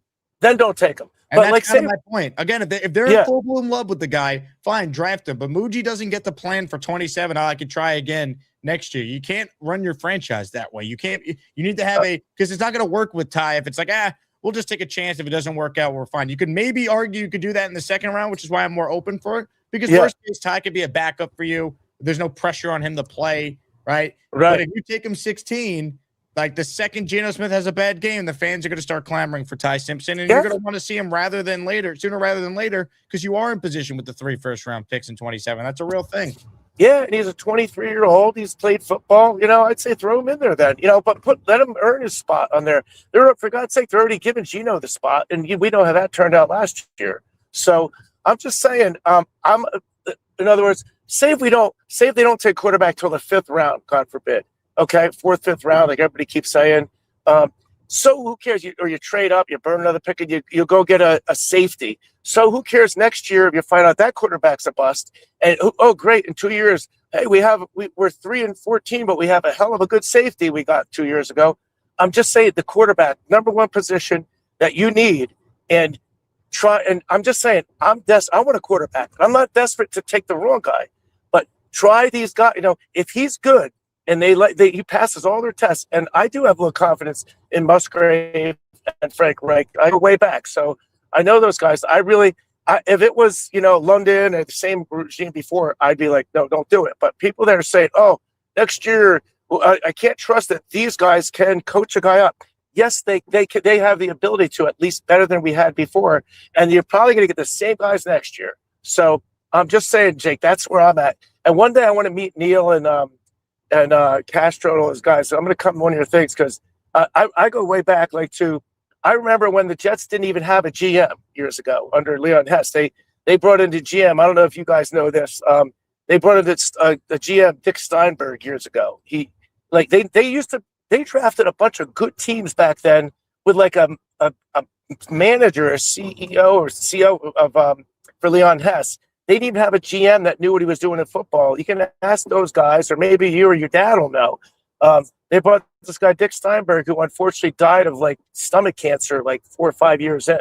But just saying, so they drafted all those Klecko and Gastineau, and they were this close to Dan Marino. I remember without even a GM, which is, imagine that nowadays. But I'm just saying, one day I want to get all those guys and talk about it. I know they're all going to know.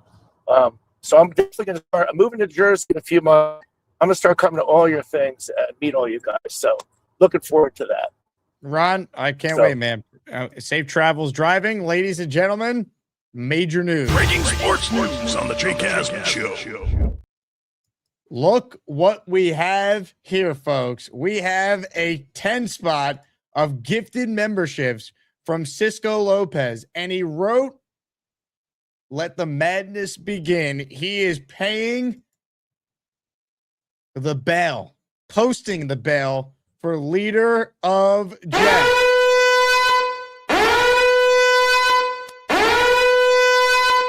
Leader of Jets, you are a free man. Let's go, Cisco. Thank you. He is a disciple. He has open ears. He wants to hear logic and reason. I have to shout out my biggest hater, Mike Perez. He's a day one. Okay, I have to give him credit for being consistent. Puts ketchup on his steak. I also heard he doesn't tip waiters. Mike Perez, yeah, 0% tips. This is confirmed. Don't ask questions. This is the truth. Now I'm catching up on some super chats here. You did right. Mike Perez puts ketchup on his steak. Also confirmed. This is also true. He wears Sean Bennett says, "Is leader of Jets an industry plant? Is he one of your stooges? Are you an industry plant, leader of Jets?"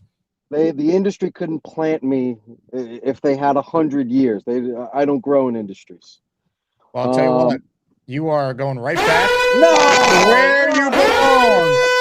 It's happened again, folks. Major Punage has said, "Put his ass back in." Now look what you've done. No more protection from the Asmaniacs. Had to pull you out of the chat and cast you down with the sodomites. Some time in here will feel like you've been run over by the lane train. You understand me? You catch my drift? Give him another 24 hours to think about it.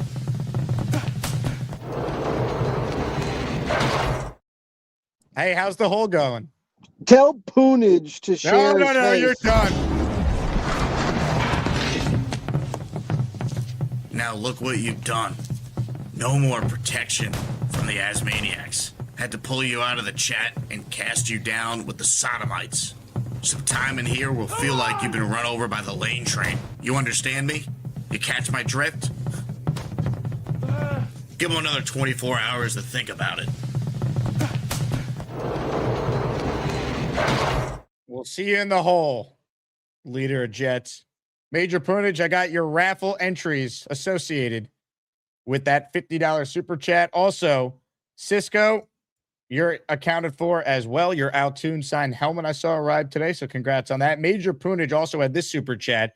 Hit us with a La Porta. You know what? Let me see if Beast will do it for us. Hey, Beast, you there? I'm having tech issues right now on my computer. Hey, real quick. It's driving me nuts. Look at the TV. Look at the screen, your computer screen, and give me your best Spanish version of this. Es puta la madre la puerta negra.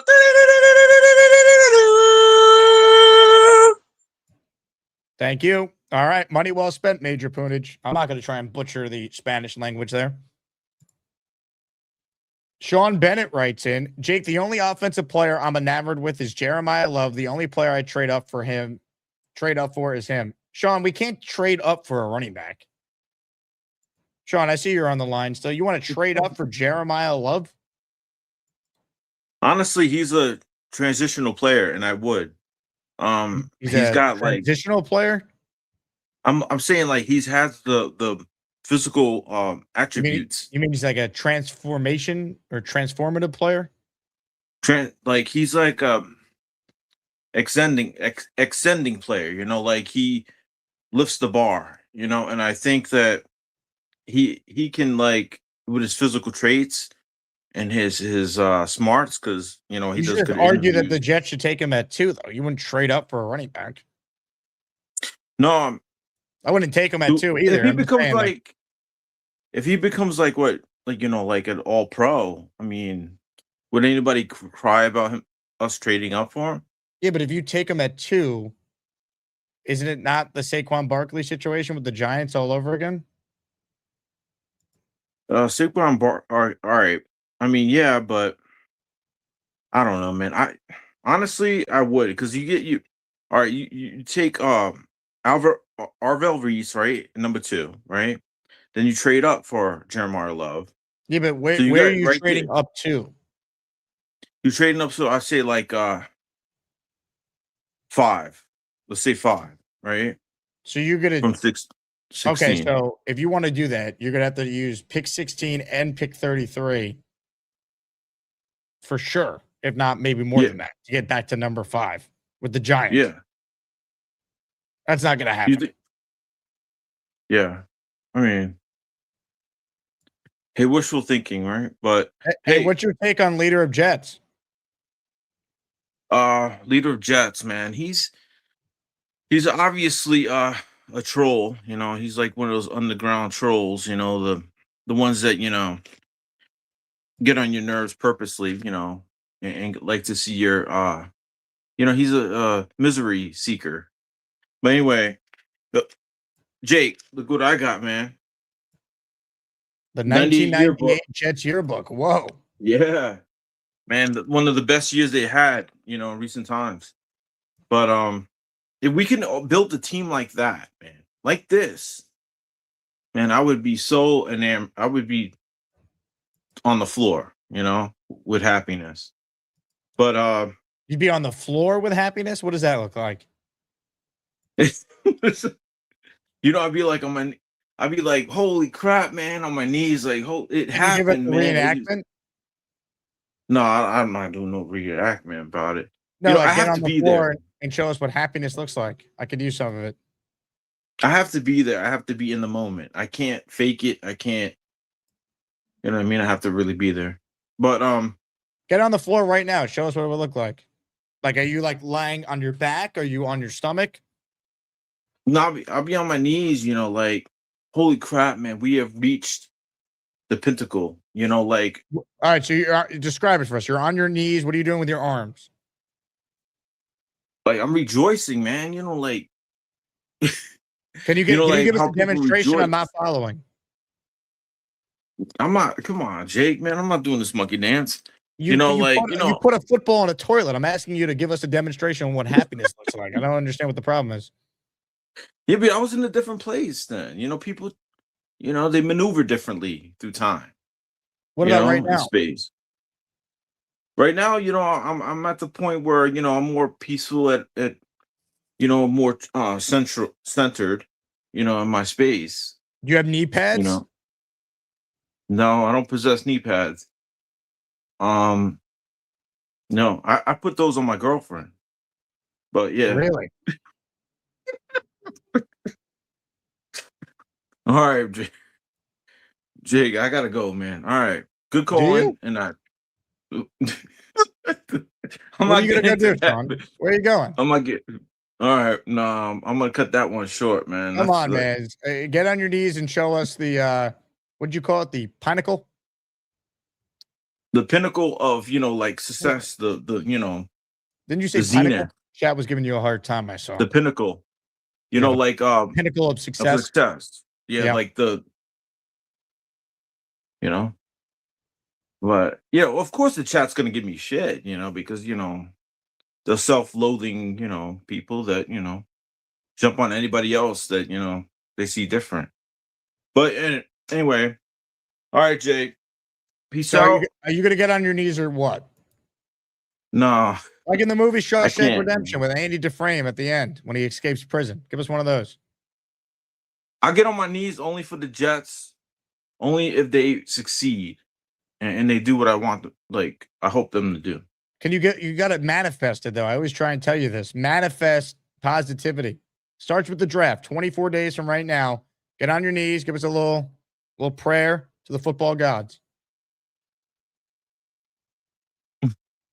All right, Jay, I gotta go, bro. Do you? All right. Yeah. All right. Hey, I'm getting another call. Host the show from I'll be right back. No, I'm good. I'm done.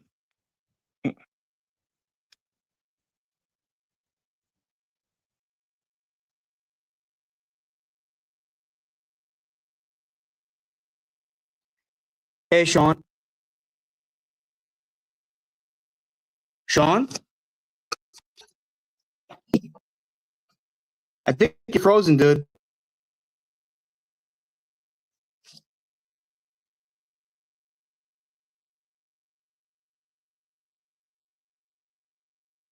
Sean.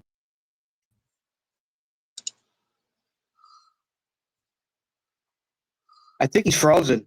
I can't tell. I think yep, he's frozen. He can't move. That means he's automatically on froze alert. He's gonna have to restart. What does he say? I think he's calling you, Muji. You're starting to sound pretty bad. That's you need to restart your StreamYard. It sounds really bad. Please restart. Yeah. Ladies and gentlemen, we are going to take this commercial break, and when we come back, we will have a lot more of the Jake Asman Show right after this studio broadcast. And now a word from our announcement. Does anybody get tired of being... Let me address it for you so you can maybe get the dicks out your ears. I do mine 2 or 3 times a week. And also, basura, la mente, los el carrones, el burto cotoyes chingo su madre. See, I took Spanish too. That's why I'm very, very respected. Okay, Beast. You got 5 seconds. Make it. We were having a great conversation. We just want to know. Shut your hole. Oh, yeah. He's back, folks. Shut the fuck. Oh, fuck you. Shut him. I don't want to deal with him. Show's been crazy, bro. Oh, we've only just begun. Home stretch of calls, but make sure you vote in Asmaniac Madness. Close one. Lane is up by 4. It's 54-46. The Lane train currently leading the battle. All right, some calls before we wrap this baby up. We just saw Mr. Charles Gorman. Now let's really go in depth with the man himself. Hey, Charles! You'll never get my chicken soup recipe. Hey, Charles! I'm not saying that Glowski takes steroids. I need some of it. Hey, Charles! Who is that lovely lady? Send it this way, Charles! How you doing, Jake? Yeah, speaking of Sean, shout out to him. I told him in the chat earlier in the show that Jeremiah Love's my favorite player in this draft, but I see him more as a Reggie Bush than as a Saquon Barkley type of player. But the Jets trending, I mean, I think the Jets, if my memory serves me correctly, the Jets are trying to legitimately extend Brees Hall for a few more years. So the Jets getting Jeremiah would be most likely unlikely at this point. So they're not taking him at 2, and they're not going to trade up for him. So I don't know why we were even entertaining the conversation. Yeah, but what was I trying to say? How you doing, buddy? I'm fantastic. Yeah, I know you've been giving leader of Jets a lot of crap. It seems like the chat is giving him a lot of crap. Well, you keep putting him in the hole, so. Well, people pay to put him in the hole. We have rules. Yeah, I understand. Hey, he seems like he's a fan of yours, though. He just asked how Benny Hanna was. That's interesting. It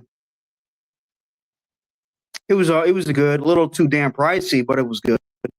So you went to Benny Hanna's by yourself. How much did it cost? Close to $50. Really? That's almost a whole sentence right there. Yeah, I know. But, I should have had shrimp fried rice to go along with shrimp.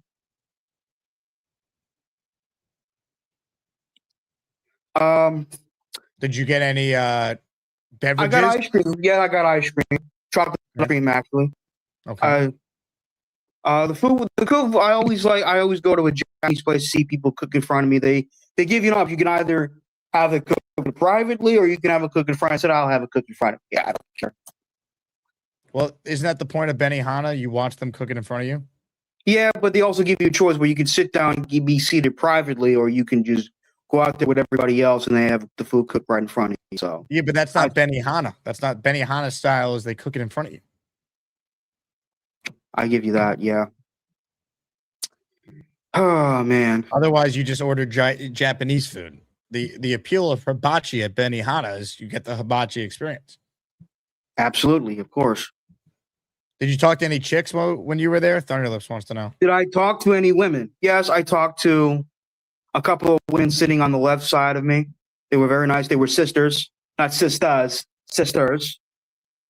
Thank you for clarifying. Of because Thunder. No, I'm sorry. Hold on. We was asking me that the other day. Are they sisters or sisters? I said sisters.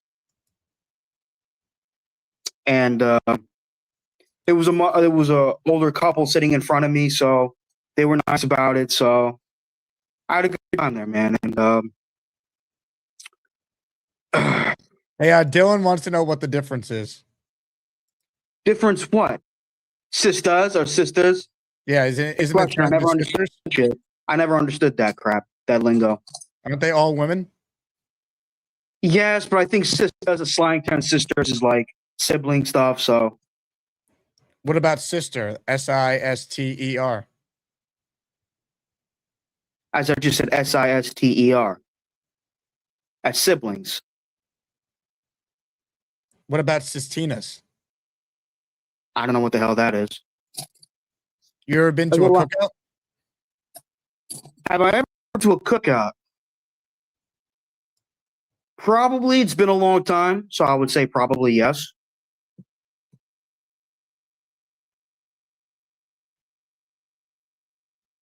Double 33 wants to know, what do you do every day?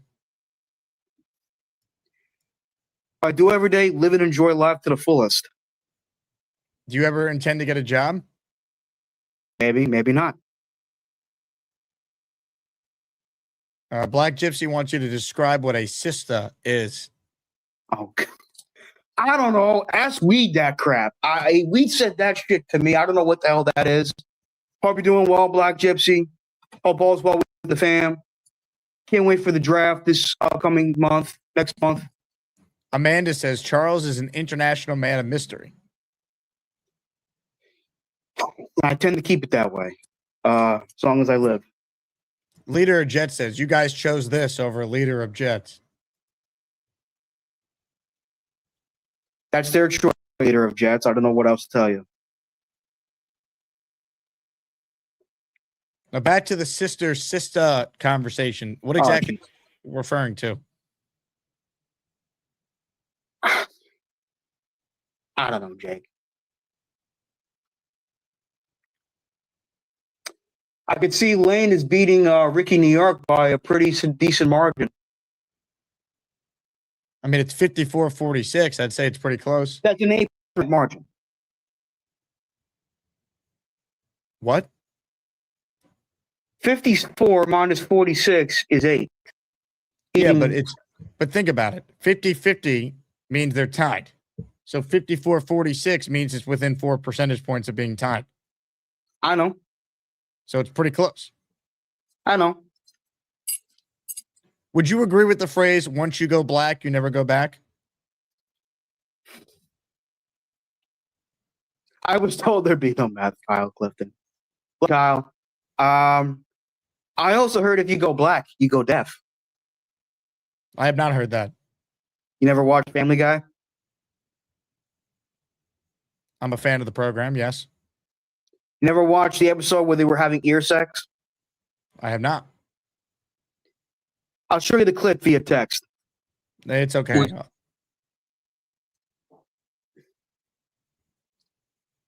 Trying to think. When was the last time you had ear sex? I never had ear sex. Really? Never had sex, period. Peter Castro says, Charles, do you cross-dress? Peter Castro, is the Pope Catholic? So you do cross-dress? No, I just felt like answering him with a question. Answering him with a question.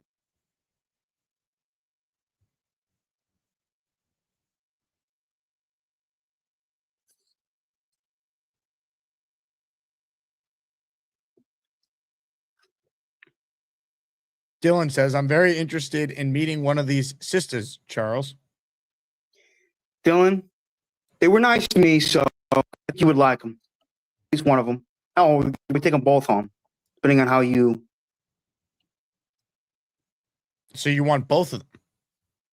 I'm talking to Dylan Terraman. You're a little extra freaky today, Charles. I know. Calm your freaky down. I know what you're Calm your freaky down. How's Big Joe doing? I haven't seen him on the program in a while. He's chilling. I know people got upset with him that he also roots for Washington. You know, Washington Redskins, or as you call them, the commies. Big Cho's a Jet fan. I know that, but he does have another team, doesn't he? He does not. He would never leave the Jets, unlike someone on my screen. I said leave, and I said also root for another team at the same time. No, Big Cho was a Jet all the way. You sure I remember walking or wearing a Washington Redskin or commie jersey before? Hey, whatever happened to your behaviorist? What happened to Paul? He's on vacation right now. Why do you care? Because I want to talk to him. He's in vacation right now and is enjoying it. I got in here to talk to you, my friend, or someone who's supposedly my friend. Are you saying I'm not your friend? Maybe, maybe not. How dare you?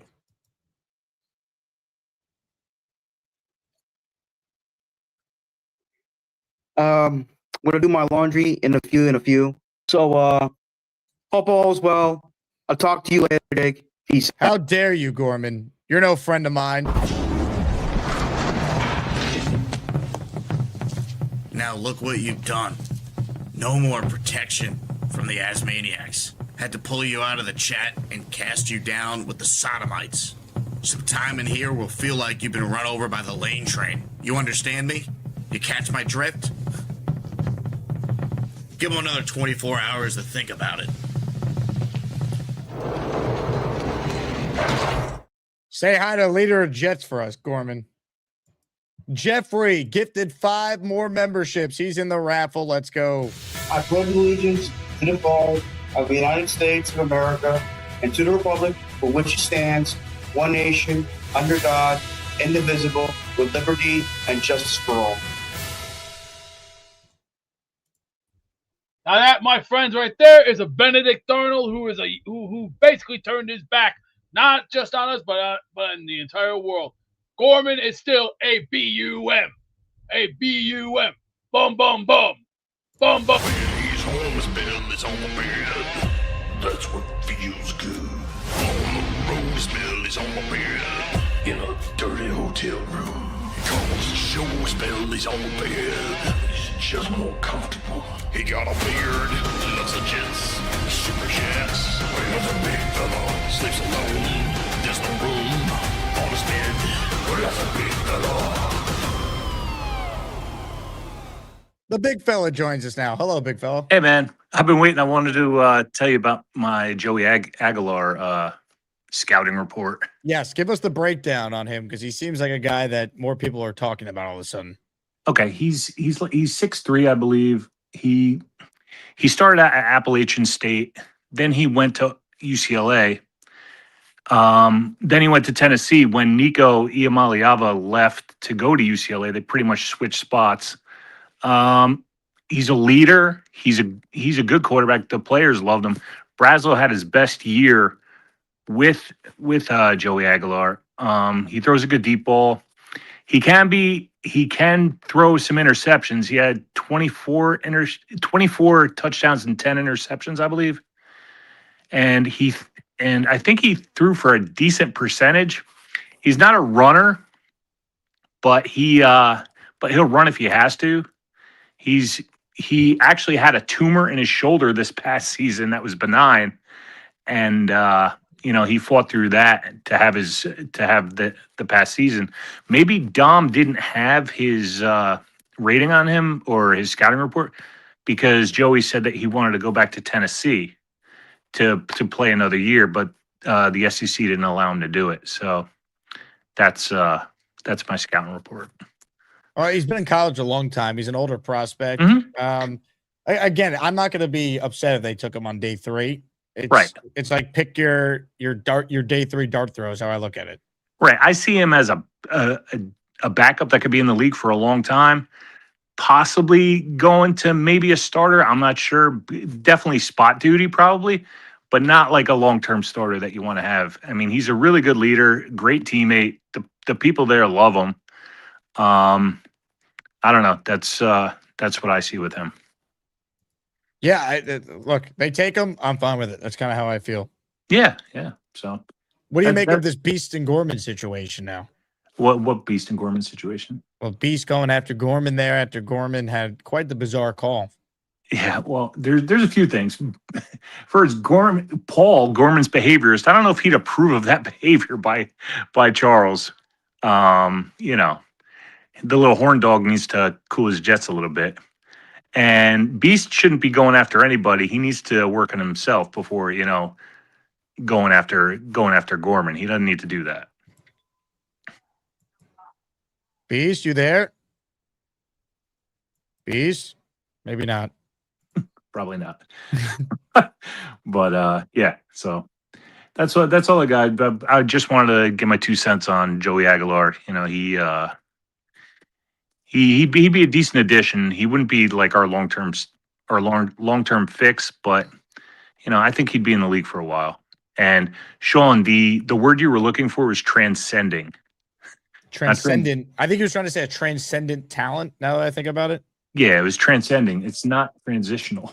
So yeah. Anyway, I was like, maybe he's talking about like a transformational player, but yeah, you're right. Yeah. Well, everybody makes mistakes. No big deal. But anyway, have a good night, and I'll talk to you soon, man. Big fella, great call by you.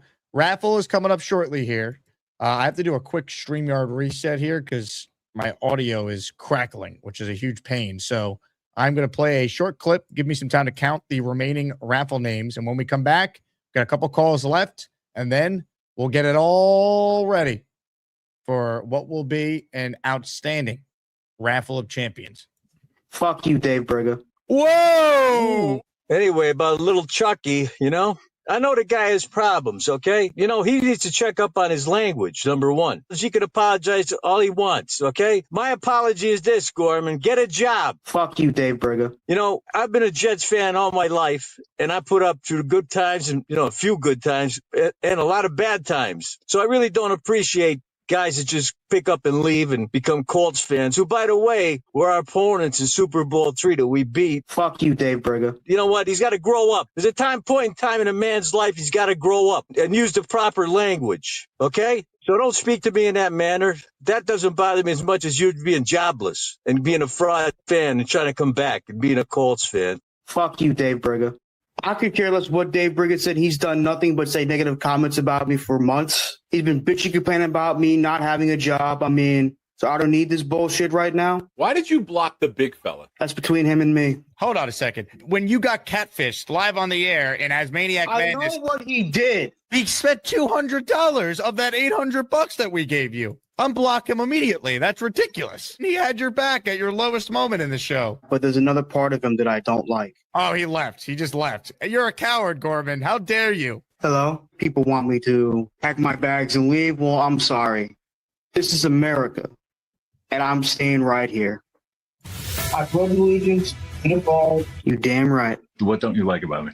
I'd rather not discuss this in the public. I'd rather us discuss it on Discord. I bust balls and stuff like that, but I've always tried to help you, no matter what. I appreciate that. It's not because I don't like you. I'm a big boy. I can take it. So Gator says that you're a douche-faced, chicken soup eating, jobless trader with a bad haircut. Now, this would be an example of Gator trolling you because he's just messing with you. Don't take this seriously. We all joke around in this thing, and I've always tried to help you, and I'm trying to help you now. Unblock him, Charles. I'll do it right now.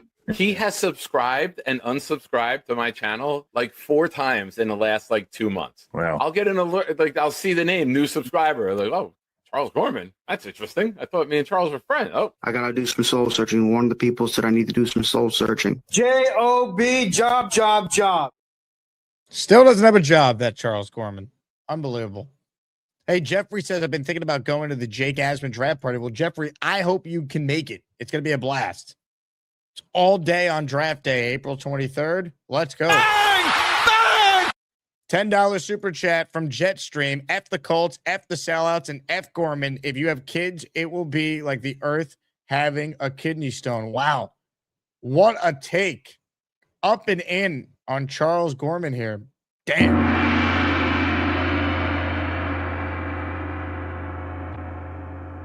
Unreal. All right, home stretch. I'm counting raffle names. Last chance to get in on the show, ladies and gentlemen. Hit it. I'm putting icy hot on my back. This will take off the pain and the blemishes. Hell, stop.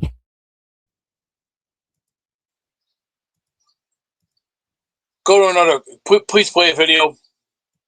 Please play a video. Please play a video. If anyone cannot hear me in the truck, get your ass up and play one of the videos.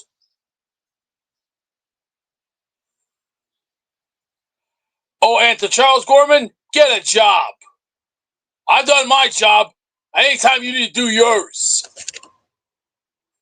You egg-sucking douchebag.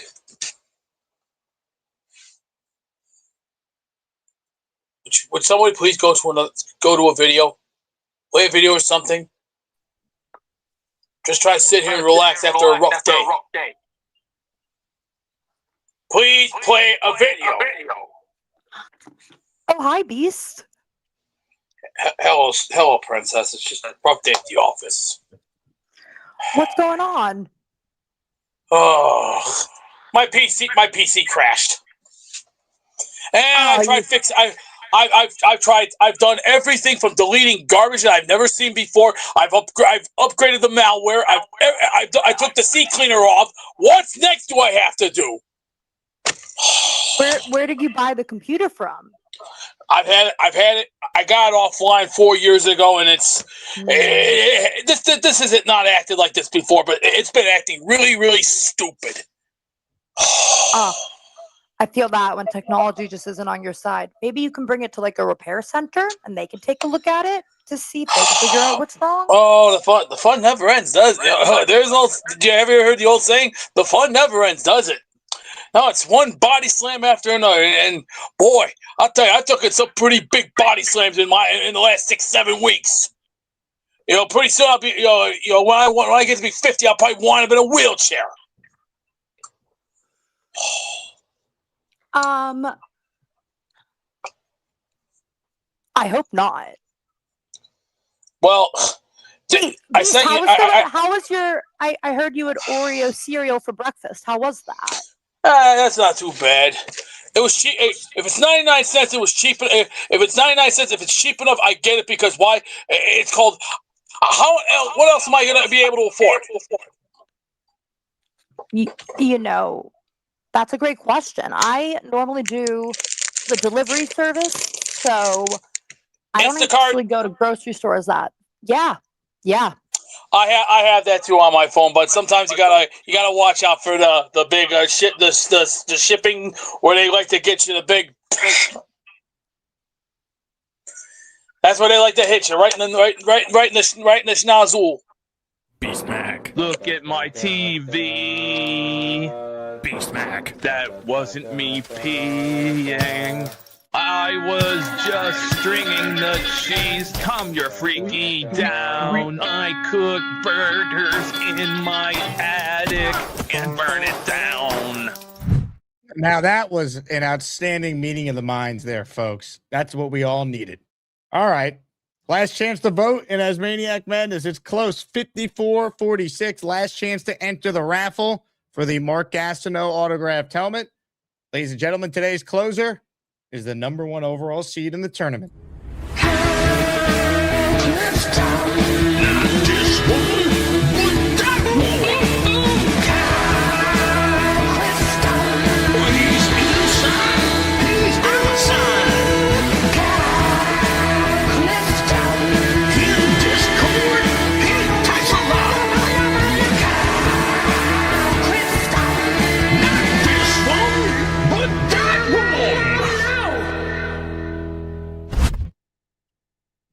The amount of confidence that Beast displays by engaging with Amanda on screen with a shirt off is just amazing. He is awesome. They call that chapter of the show Rack City, Kyle Clifton. Yeah, I mean, like, I wish I had half that amount of confidence. We've been talking a little bit today about Brees, and in the Discord, we've been talking about him a little bit today too. I think that part of what Glenn is trying to do, and you kind of heard this from Harrison Phillips, right, when he was talking about he inherited all these malcontents. Are we sure that Brees isn't one of those malcontents? And if so, does it make sense to extend him?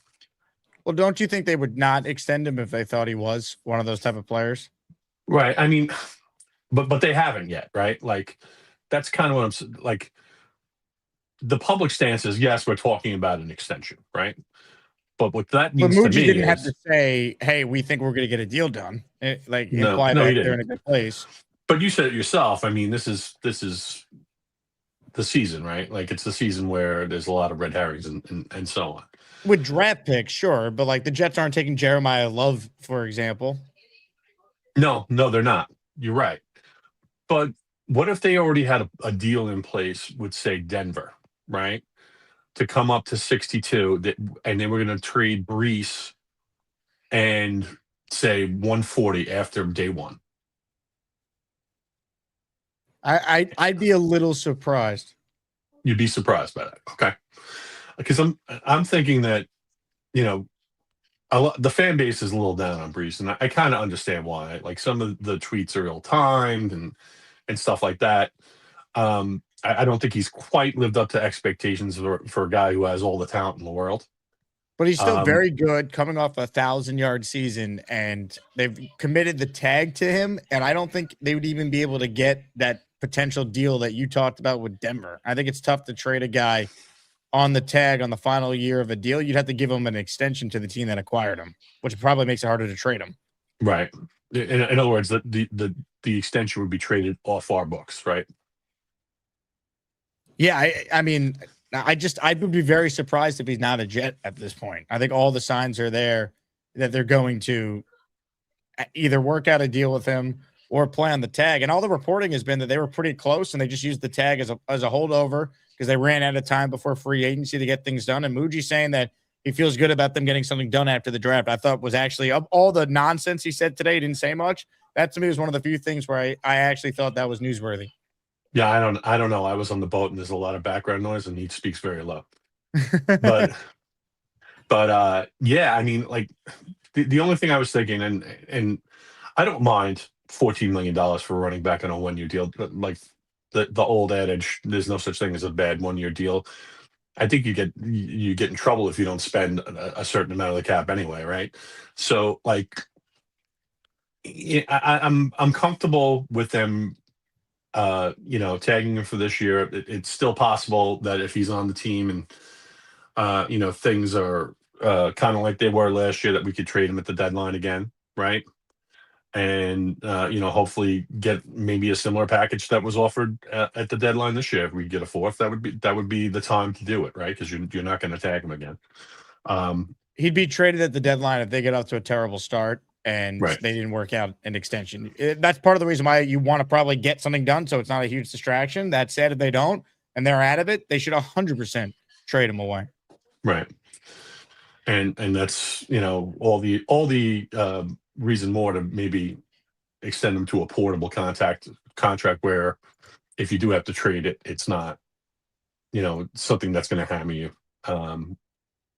this year, not next year rather, when you're going to need that money. I was just thinking about like some of the guys. It's not a great running back draft, but there are some guys that are going to come off in round 2 that I would be interested in. So I was just considering that he's from like, I think Omaha, and I think since the Broncos were eyeing him, I think the feeling might have been mutual there. So I was just kind of considering that and seeing what we would get if we were to move on from him. It's a good theory. And the one running back I like is Jadarian Prince, who's the teammate of Love, because Love's not going to be a Jet, but Prince, I think he's really impressive as like a speed back. I think he'd be a nice fit if they could get him at some point. They drafted him. I wouldn't hate that depending on where he went. Yeah, and that's the guy I was kind of thinking of. I don't know if it would make sense at 33, probably not, but like it's just a matter of I would like to have that settled, and he's still young enough where he could remain on our timeline. Yep. And that's also, I said Prince. I meant Jadarian Price. Price, yeah. But yeah, I mean, it's hard to pass on the starter and pick the backup, right? Like if you're going to move on from the guy. But yeah, it's a talk show, and we have less than just over 3 weeks to go. So it's like I'm straining for things to kind of flesh out here. And Brees is kind of a lightning rod in the community, I feel like. He is, and I don't quite get it because I think he's really good, and I'd rather just keep him than open up Pandora's box. But this is what we do. Yeah, I We mean, talk about everything. If our line is set and the scheme is good, I think the sky is the limit for Brees, and hopefully we'll see some of that this year, and he can go on and get paid and live happily ever after. I appreciate your time, Jake. Good call, Kyle. Love the quarter zip as well. Thanks for repping that. All right, ladies and gentlemen, I'm gonna finish counting all the raffle names. So let me go back to Mr. Saddy Face. I see on hold. What's wrong? Let's see. After having to fix malware because I found insignificant stuff that I've never seen before, I had to pull out the CCleaner and I can't listen to you complain anymore, Beast. Enough. Jetstream in the raffle for 2 more entries. Kyle does bring up a good point. Is there a scenario where you would pay a malcontent? Sure, if the Jets were talking about, but until I don't think Brees is a malcontent. I don't think they would say what Muji has said publicly if he was a malcontent. All their actions from the very beginning, when they didn't trade him at the deadline and they could have been that they like Brees. They don't think he's a malcontent.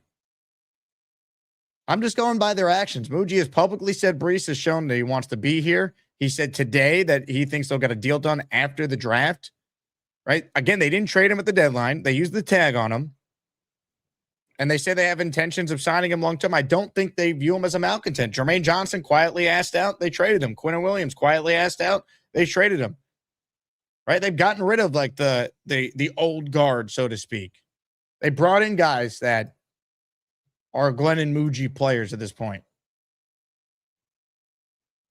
They've made offers to Brees that would lock him up for more than just beyond this season. They just haven't agreed on the money yet, but they've been in contract talks. Bill M. Has Brees signed the tag? No, but he doesn't have to sign the tag. And part of his negotiating leverage is that he won't sign the tag until probably July 15th. They don't get a deal done.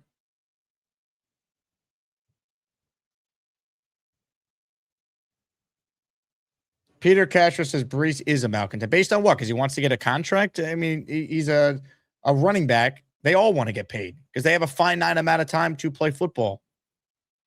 I don't think Brees is a malcontent at all. I think he's tired of losing like we all are.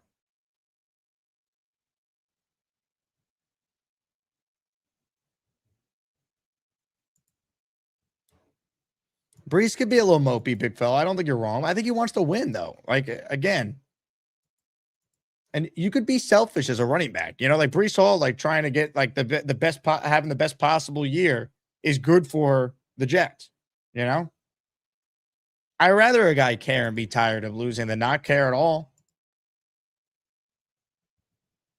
Again, there's some things that Brees does. I understand why he can annoy people, some of the social media stuff, whatever. That's fine. But I think the guy's a good football player, and the Jets, quite frankly, don't have enough of those on this roster right now. He's one of the guys that you know is no matter where you rank him,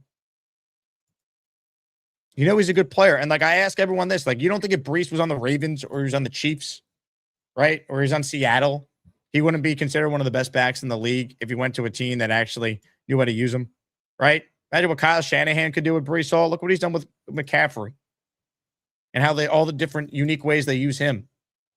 I don't think Brees ever been utilized properly. And also part of it is like the quarterbacks he's dealt with and like the game situations the Jets have found themselves in. Ralphie says, I'm a malcontent. Put me in. Ralphie, you are in the raffle for 2. The Jet fans getting a little crazy. Thank you very much, Mr. Ralphie Rocks. Good call on the first show today. Was that the first show today or was that earlier today? I don't even remember. Either way, Ralphie, I got you down 4-2. Appreciate you. Reminder, Gastineau sign helmet is the daily prize. We're going to raffle that away shortly here. And the weekly prizes this week, signed Klecko jersey, signed Garrett Wilson football, and a signed Darrelle Revis football.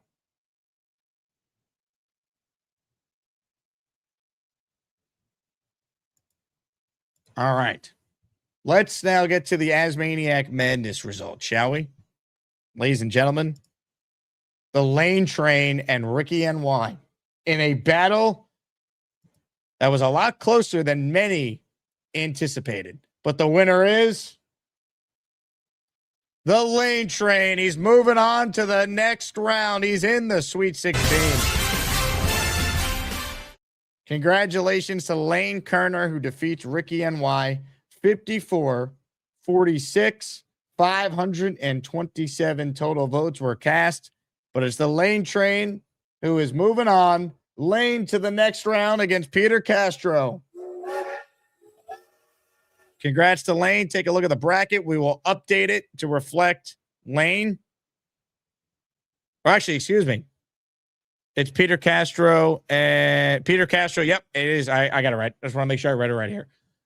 No, Peter Castro and Kyle Clifton. Lane will play the winner of Chef Kevin and Neil. I misspoke. Forgive me. This is what happens when we don't have updated brackets in between shows. I got to do too much thinking, and I screwed it up. Tomorrow morning, Chef Kevin and Neil. Tomorrow afternoon, Leany and Thunderlips. So we'll wrap up the round of 32 for the inside-outside. The Dangerous Alliance round of 32 will get underway in the afternoon. Looking ahead, you have Adam and Papa Jet on the horizon, AJF and Mad Max, and Luppy and the big fella, all still to come in the round of 32 for the Dangerous Alliance. But it will be Clifton and Castro in the Sweet 16, and it will be the Lane Train versus the winner of Chef Kevin and Neil tomorrow morning for the other Sweet 16 matchup. All right, before we get to the raffle, speaking of Clifton, he says, I'm totally content. Mrs. C made dinner. Congratulations to Kyle Clifton on Mrs. Clifton making dinner. He is in the raffle for 2 more entries.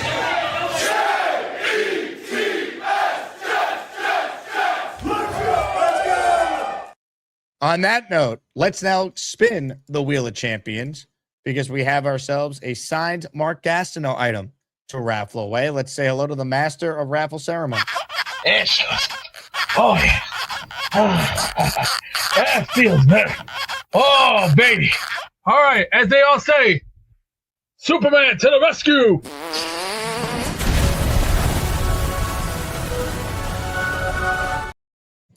Nasty Boy Brian Knobs and Jerry Sex are telling you we're the Nasty Boys and we're the meanest tag team of all professional sports. Now, let's go to the 2026 Wheel of Champions. Hey, bring that wheel over here. Let's spin that wheel, shall we, and get nasty size. Look at she goes. The wheel It's time to announce the winners of the weekly Asmaniac Raffle. Let's spin the Jake Asman Show Wheel of Champions and find out which Asmaniac is winning an epic prize. Beast, thank you for whatever that was. Ladies and gentlemen, you see the Wheel of Champions on your screen. Where is my raffle music? Hit it. All right, good luck to all. One last entry here before we cut everyone off. Goes to Brian Morales. We are cut off. Anything gifted or sent in after the fact will count for tomorrow's daily prize. Brian says, can we be second in division in the end and sneak into the playoffs? I'd be surprised if the Jets were second in the AFC East. When the schedule comes out is typically mid-May to late May. Great show today, Jets for life. Thank you, Brian. Appreciate your support as always. And I added your name twice on the raffle wheel. Good luck to everyone. On the screen, the Wheel of Champions for today. These combine all the entries from both our shows. For a signed Mark Gastineau helmet. If you win, here's how you get the prize that you win. You email me, asmanjake@gmail.com, your full name and address, so I know where to order your autographed helmet too. Again, good luck to all. Thank you guys for being locked and loaded today. Fun shows. If you don't win, you might win on Saturday in the weekly raffle for any of the 3 signed items. But here we go. The winner is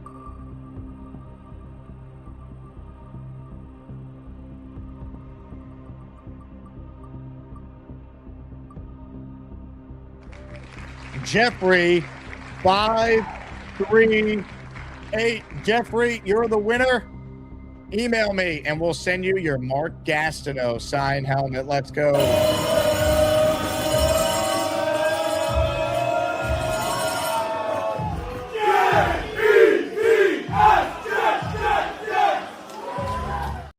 Congratulations to Jeffrey on his big raffle win. Big thank you to everyone who tuned in today. Again, we're back tomorrow. We have an Aaron Glenn press conference at 11 a.m. Eastern. So that's when I will start the show so we can listen in to AG's presser live with Robbie Sabo set to join me. You guys are the best. Congrats to the Lane train on advancing and in honor of Lane's big win in Asmaniac Madness. Let's throw it back to one of the Lane train's first forever moments in the history of the show. Sit back and enjoy it. And as always, let's go Jets. We head out to the Gustbuster Umbrella Hotline and we bring on the Lane train. Hi. I feel the same way about the Jets. They play the hardest, but I have a question. I saw the play and you know what happened? He blocked it. I also have to say, how do you feel about Elijah Morse? Do you think they should keep him next year? Or do you build it up for who to have for next year? I feel upset about the game tonight. I know they tried hard. I watched it. There's nothing really you could do. But, yeah, I'm just sitting in my room thinking why they did not win. And I heard the last callers who was upset also. There was, like, drinking. And I'll talk to you soon. Bye. Happy New Year, Lane.